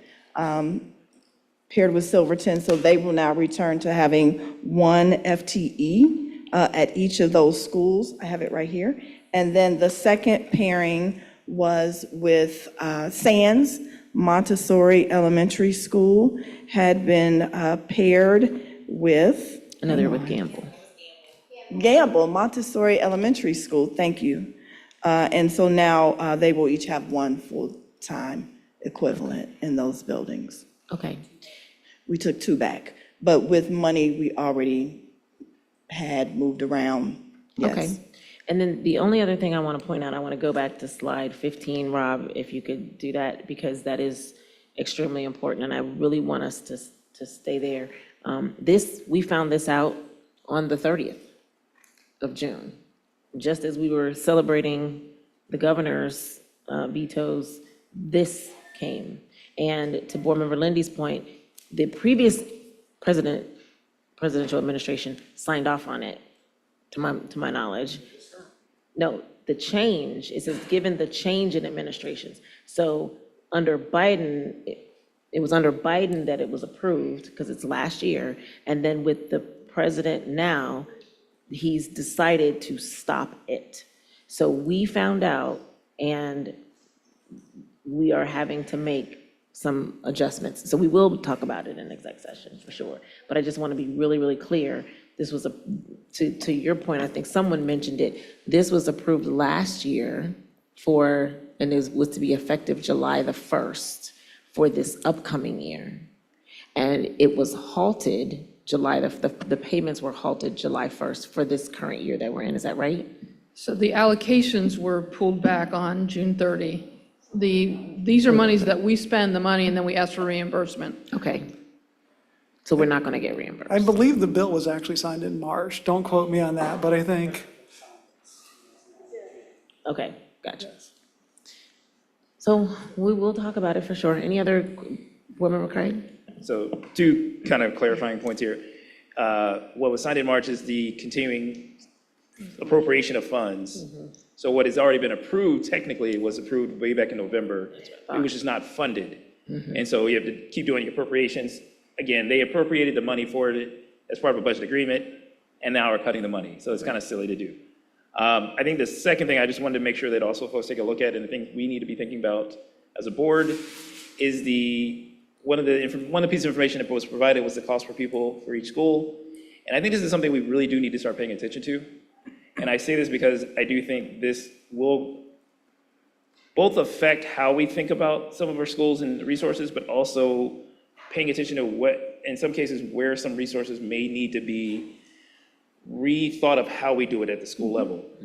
Because I think one of the struggles we have as a district is we have some schools that have 1,000 plus students or 900 students, in which it looks really great that we are spending a low dollar amount per student, but realistically, we're probably just under providing resources and have more students there. And in other schools where we may need to rethink, again, to that point of both the use of our resources at a school, but also what are the specific roles that do certain work within the school building, which we have never, at least since I've been on the board, we have never really had that conversation as part of our budget process. And I think that's crucial because I think there are things that we absolutely could have be ways that our folks in our buildings both make a little more money and provide some help to do certain things that we're just not really exploring. We've not been creative in that way, and it may be also because of the limitations we placed on it. And so I'll throw an idea out later when we talk about assignments, but I want to make sure that we're just kind of paying attention because I do think there is still the issue of how we use our buildings will matter under even the current state law. And it's just, I do have a worry that in some of our buildings where we have fewer students in the building, that we may run into this issue of, okay, at some point, it both becomes fiscally untenable in how we operate the building, but also we need to be making a better effort to gather students into those buildings for the use of those buildings. Because if we have a building that goes from 300 to 250 to 200, there comes a point where we can, as a district, say that we're fully utilizing that building. And that's really on us, but that's also on our partners with the city and others, that we need to be talking about how those population changes and other things may affect what our buildings need and how we generate students for those buildings. So I think that's something, and that's something I know Jeremy has talked to us about before, about how we are looking at trends in order to determine what is the seat capacity of a building and what are the things how we're moving folks into those. But the hard part is that we can determine what seats are there. We don't know how many people will fill those seats. And so I think that's another issue that we're just going to have to look at, because I think that's another point. We gained some money because we appropriately appropriately communicated who are in our buildings and how their needs are. There are certain buildings that we're going to have to struggle with that going forward. Thank you. Vice President Bowen? Yeah, I want to second the whole issue that I think Member Craig has brought up, which is really equitable distribution of the resources we have. And I think there's been a tremendous effort in this last year or so to do that and live by that, to go and meet the needs where they are and share the resources where they're needed particularly. And it isn't a full blanket cover for anything, that different schools, different communities need different things. And I want to also support Member Lindy's suggestion that the courts might be needed as a pathway.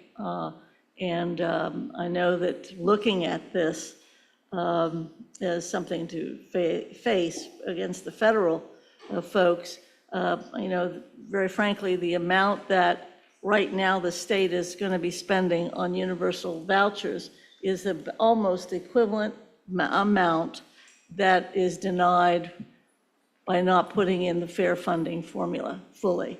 So all these things are interrelated, so it's just we have to be very vigilant. But I think equitable distribution is great, and I think thinking about the courts is an option. Superintendent Murphy. Thank you, Madam President. Very briefly, just from my seat, I too really must tell everyone thank you.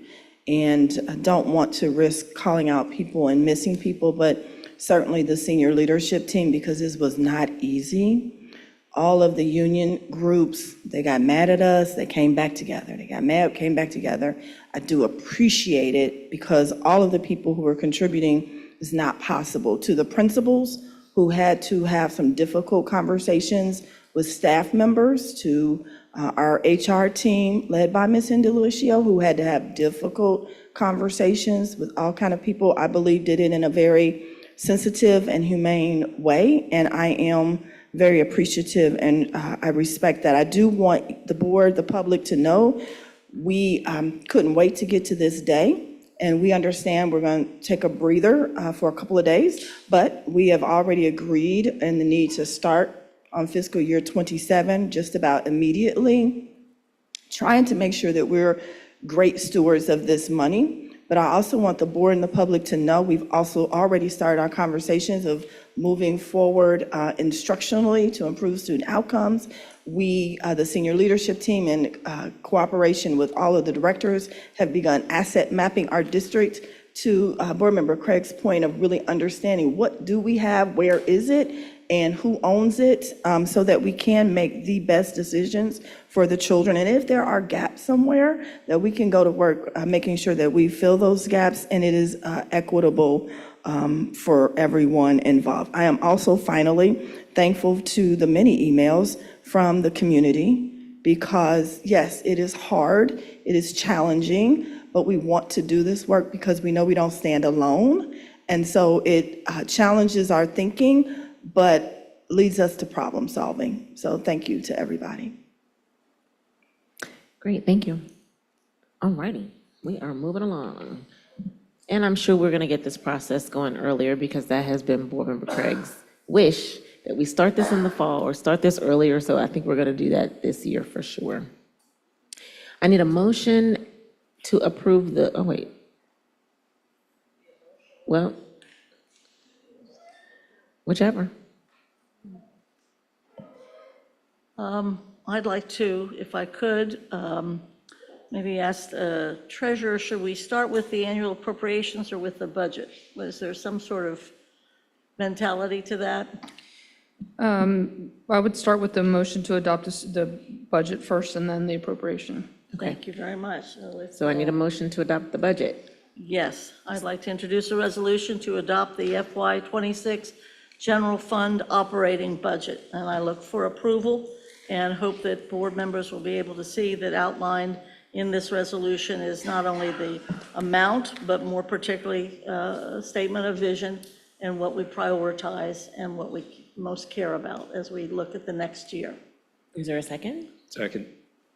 Any discussion? Questions from board members? All right, Treasurer Wagner. Mr. Craig? Yes. Mr. Crossett? Yes. Mr. Lindy? Yes. Ms. Mapp? Yes. Mrs. Weinberg? Yes. Vice President Bolton? Yes, President Moffett? Yes. Thank you. really. Also, don't forget the treasurer's report. I was just going to say that. So we need just to, do you have anything, well, let's see. I need a motion to approve the treasurer's report. So moved. Is there a second? Second. Any discussion? Questions? Board Member Weinberg. I just have a question on page 7, line 2. If I could just get a little bit of an explanation on what that exactly is.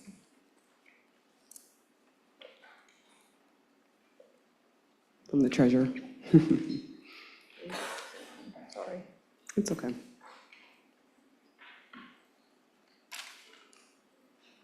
You're questioning the cross-county staffing one? Yes, please.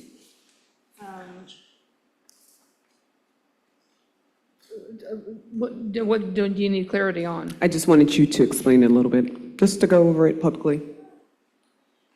It's to provide temporary LPNs, licensed practical nurses, and temporary paraprofessionals to provide students with disabilities. We have staff, or when a student in their IEP, their individual education plan, require those services, and that staff member is absent due to illness or whatever, we have a contracted service to stand in as a substitute. Correct. Just wanted clarity on it. Okay. Thank you. You're welcome. Any other questions? Board Member Matt? Just wanted to, my exceptions. So want to abstain from page 14, line item 2 and 17. I'm sorry, can you move closer to the mic? I can't hear. Yes. Abstain So from. page 14, line item 2 and 17.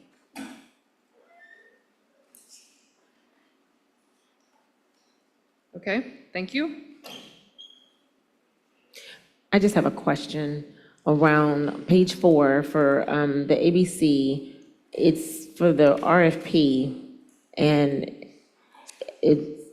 I'm just kind of confused because it says it was approved in 2024. I'm sorry, line 3. It says that it was approved in 2024, but it has a January 7th, 2026 date on there for ABC continuing contract. Is this the $224,000 one? Yes. Okay. I kind of was confused. I thought that That's might be fine. going under the foundation. So this is outside the foundation. This is the fine arts services that are provided. Dr. Rudnick did an RFP, and it was awarded by the board on July 15th of 2024. So this is the second of a 3-year contract. So I just needed some clarification. I saw that part and I read that, but I was assuming that the ABC as the foundation would assume some of those responsibilities. That's where I'm confused, because we also have line item, I don't know the number, but there is for them under the foundation, the 1.1 million as well. And so I'm just kind of confused how that's effective in 2026, where they should be raising the money to fund that, and why that's separate.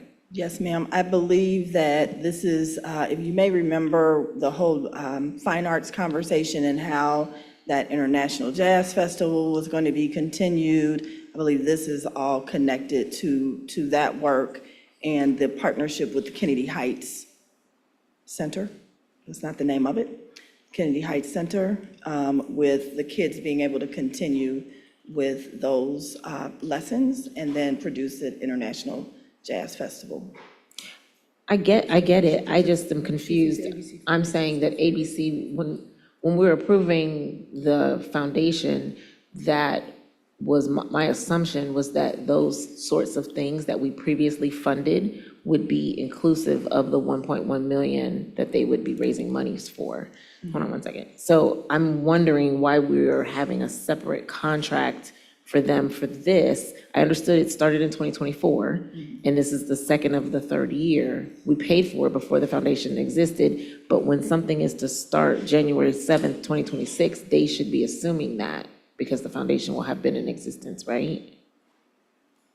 I can follow up with it, Dr. Moffitt. Okay. Yeah. Okay. Board Member Crossett, you want to add? Yes, the 1.1 million is just to cover the administrative costs of the foundation. And that the contract, we intentionally separated the programming contracts from the administrative costs as a strategy, because from a fundraising standpoint, for the foundation to raise money, they want to be able to raise money saying that every dollar they raise will go to the benefit of students. I think, if I'm correct, the money that the foundation will raise during fiscal '26 is not in the budget.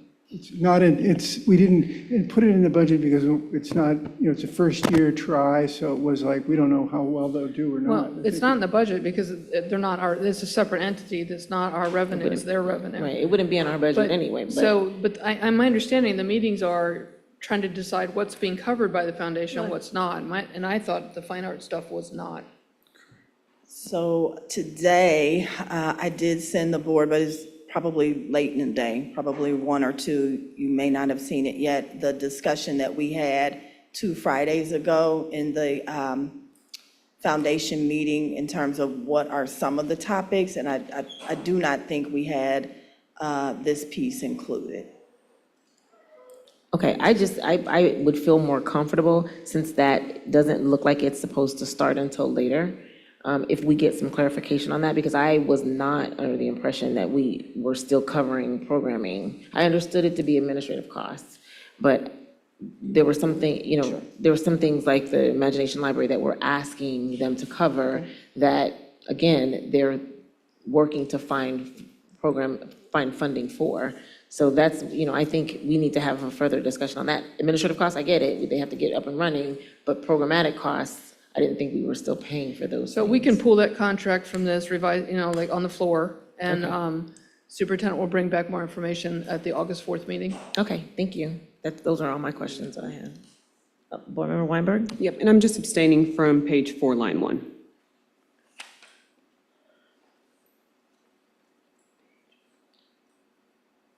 Any other abstentions? Questions? Page 4, line 1 was the one, no, Page 4, line 1. yeah, okay, thank you. Thank you. I think we're ready for a vote. To finish writing my word. Okay. You're fine.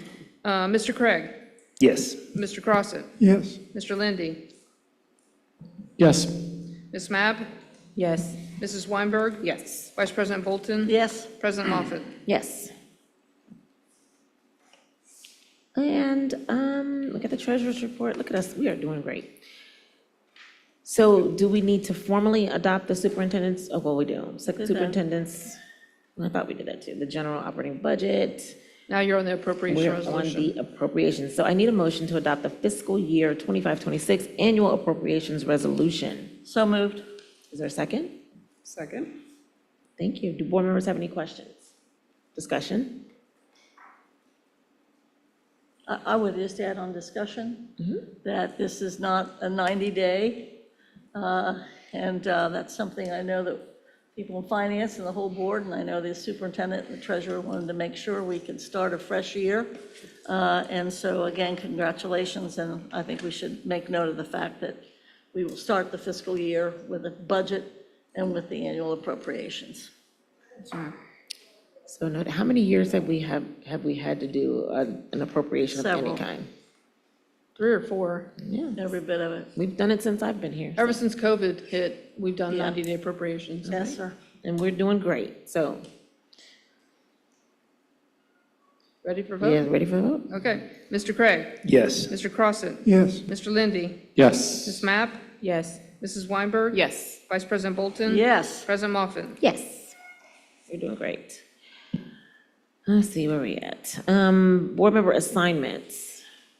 Do we need to go over those again? I know Mr. Lynn, Transportation. we didn't have anything for transportation on there.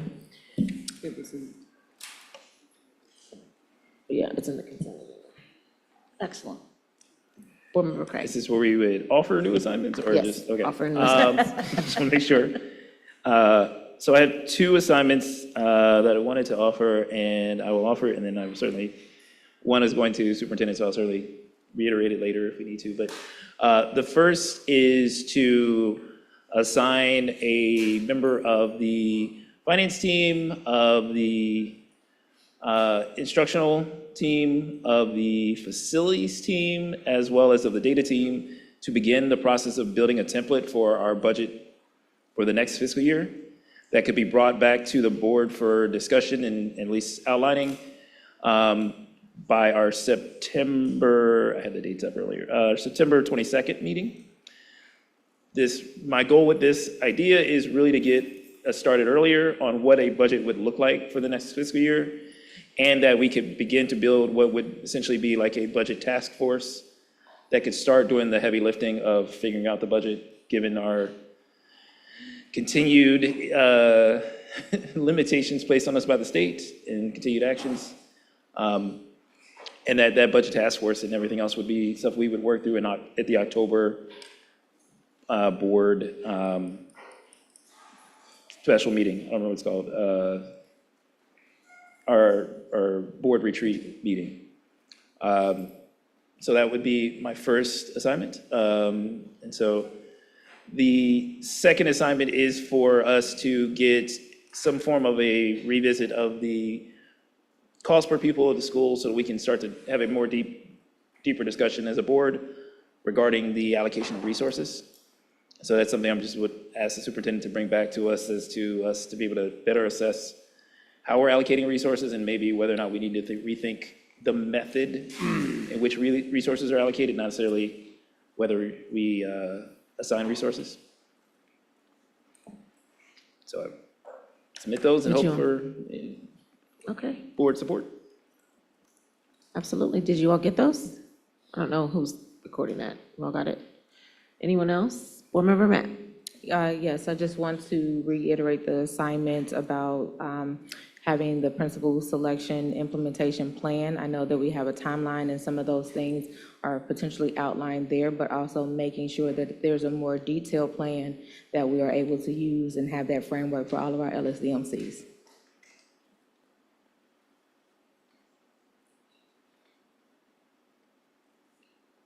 Okay. Vice President Bolton? I have two.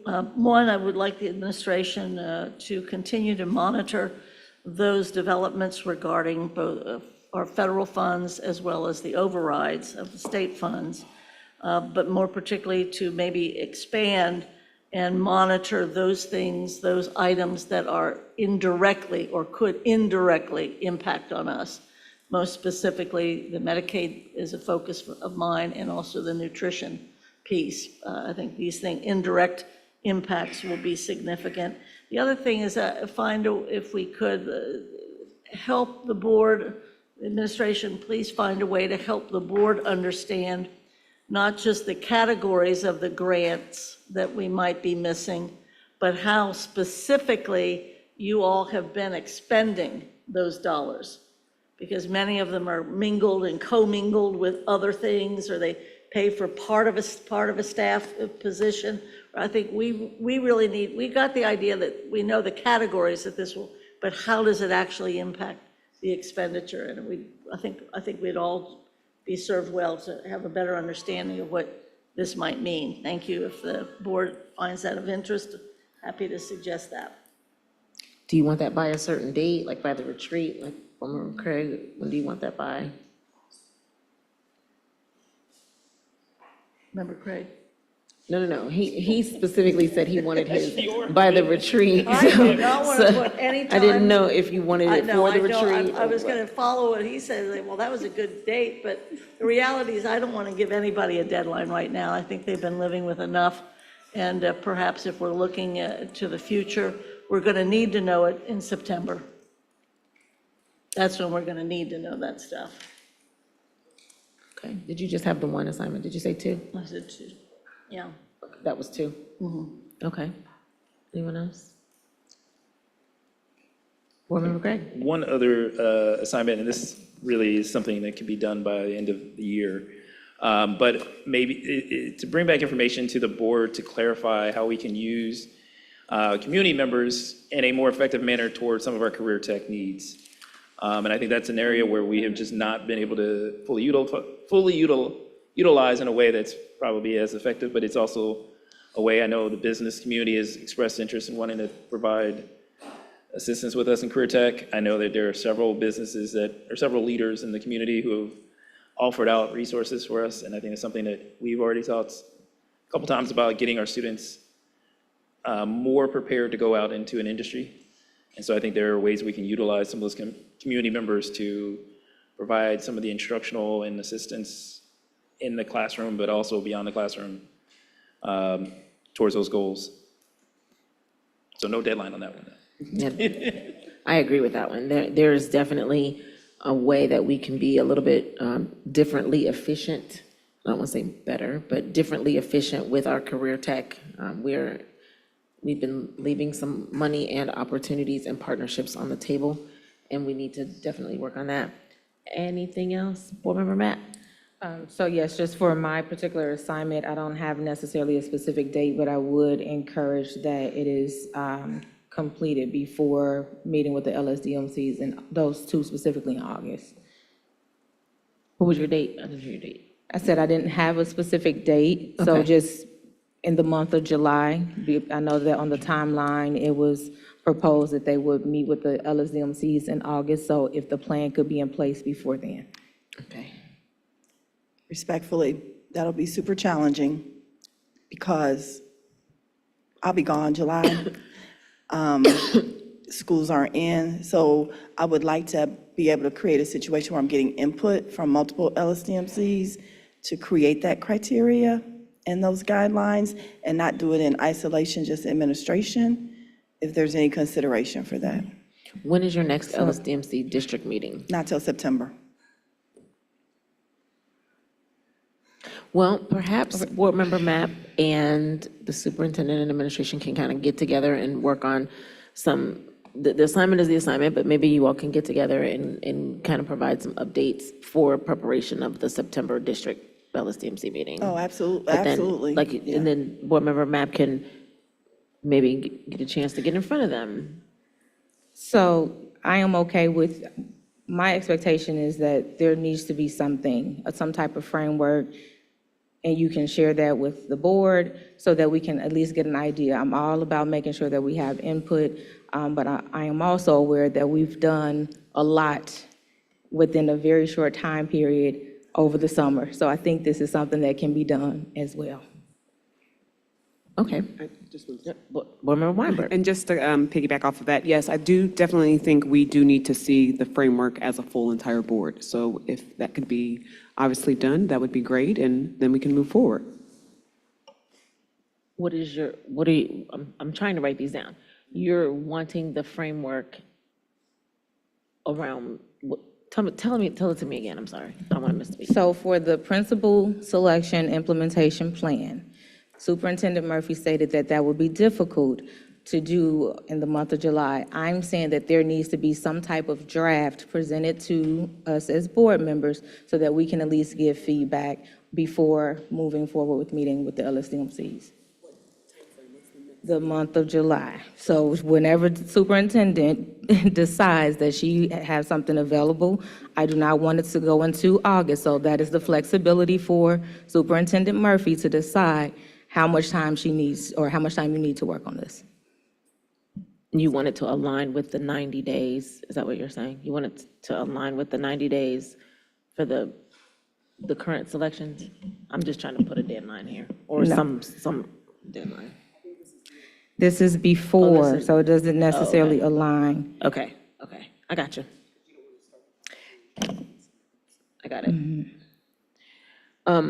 My assignment would be, we've heard a lot for the past few meetings around parent engagement and the need for parent engagement and the desire for parent voices to be heard. And I believe wholeheartedly, show me your budget and I'll show you your values and I'll show you where you place things. And I don't want engagement to be something that we cut first. So I did hear a great idea around having financial conversations without educational jargon in language that parents can understand. So, and I really do like that idea. So I wrote that down, but I want to challenge our treasurer and our administration, because our treasurer does the Just Ask Jens, which will sunset as Just Ask Jen soon. But our incoming treasurer has an opportunity to build on that and then expand it. So I want you all to explore some engagement opportunities around parent engagement and school funding and the treasurer's office, and how we could make that a little bit more entertaining, a little bit more inclusive, a little bit less educational vernacular, and then kind of come back with some thoughts on that. And I realize that that's sunsetting Jen and sunrising Mike, but I think that in partnership with the administration and the parent piece, we could get that done so that we have by the fall. And I'm thinking around Labor Day, we've got some good things that we can roll out for the first quarter. we can roll out for the first semester to try these out. I would also invite you to put these in front of the LSDMC, put these in front of the PTOs, put these in, get some real live engagement going on with regard to making school funding a little bit more appealing. So that's my assignment, is around engagement. So, any board member Crossett? This is more for Chairman Lindy. On the policy committee is going to revisit the LSDMC policy and procedures. I think, does the timing of what you do, is that going to interfere with board member Mapp's assignment or not? Or is that I suppose the request by board member Bolton was to kind of keep those things separate. This seems like it falls in the procedural side of things, is what board member Mapp is asking. I just want to be sure that, we're. I think it's a procedural as applied to this instance, is this request. And I was trying to think about not adjudicating a particular set of facts, but thinking about long-term procedure. I saw them as being two separate things. I saw policy needing to look at the LSDMC policy and maybe including something about interims, but this being a procedural thing to ensure that the policy is followed with fidelity. But we do have the assignment to the policy committee around reviewing the LSDMC policy as well. All right. Is that it? Okay, we're getting there. So do board members, I'm sorry, the consent agenda has been distributed. Do board members, the superintendent, or the treasurer have any exceptions to the consent agenda?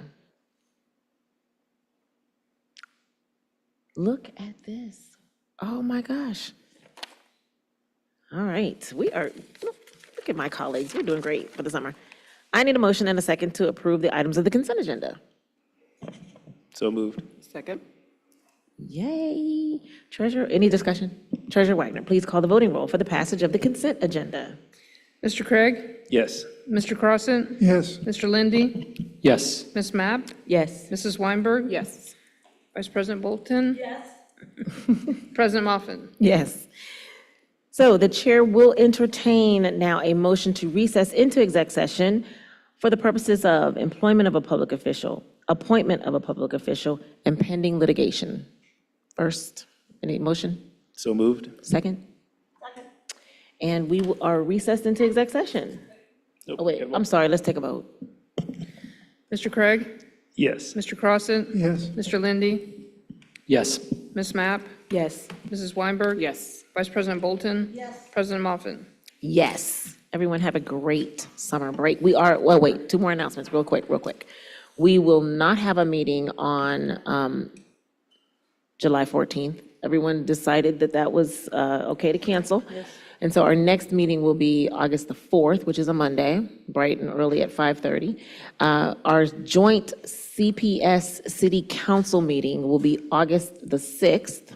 It will be at City Hall. And so at 5:30, we invite you all to join us. We've got some great topics that pertain to both the city and CPS. Was there any other announcements? And internally, because of the great work that we accomplished today, there is no finance meeting in July. We are passing out presents today, and there is no policy meeting this month. So we have concluded all of our business for the month of July. August is going to be jam-packed. Yes. Make sure that you join us. Board members, don't complain. Community, don't complain. Enjoy your summer. And then we've got a busy August, and school starts when, Superintendent Murphy? August the 20th, but we do have a back-to-school festival. August the 2nd, get on there, get on. August the 2nd is our back-to-school event at Mount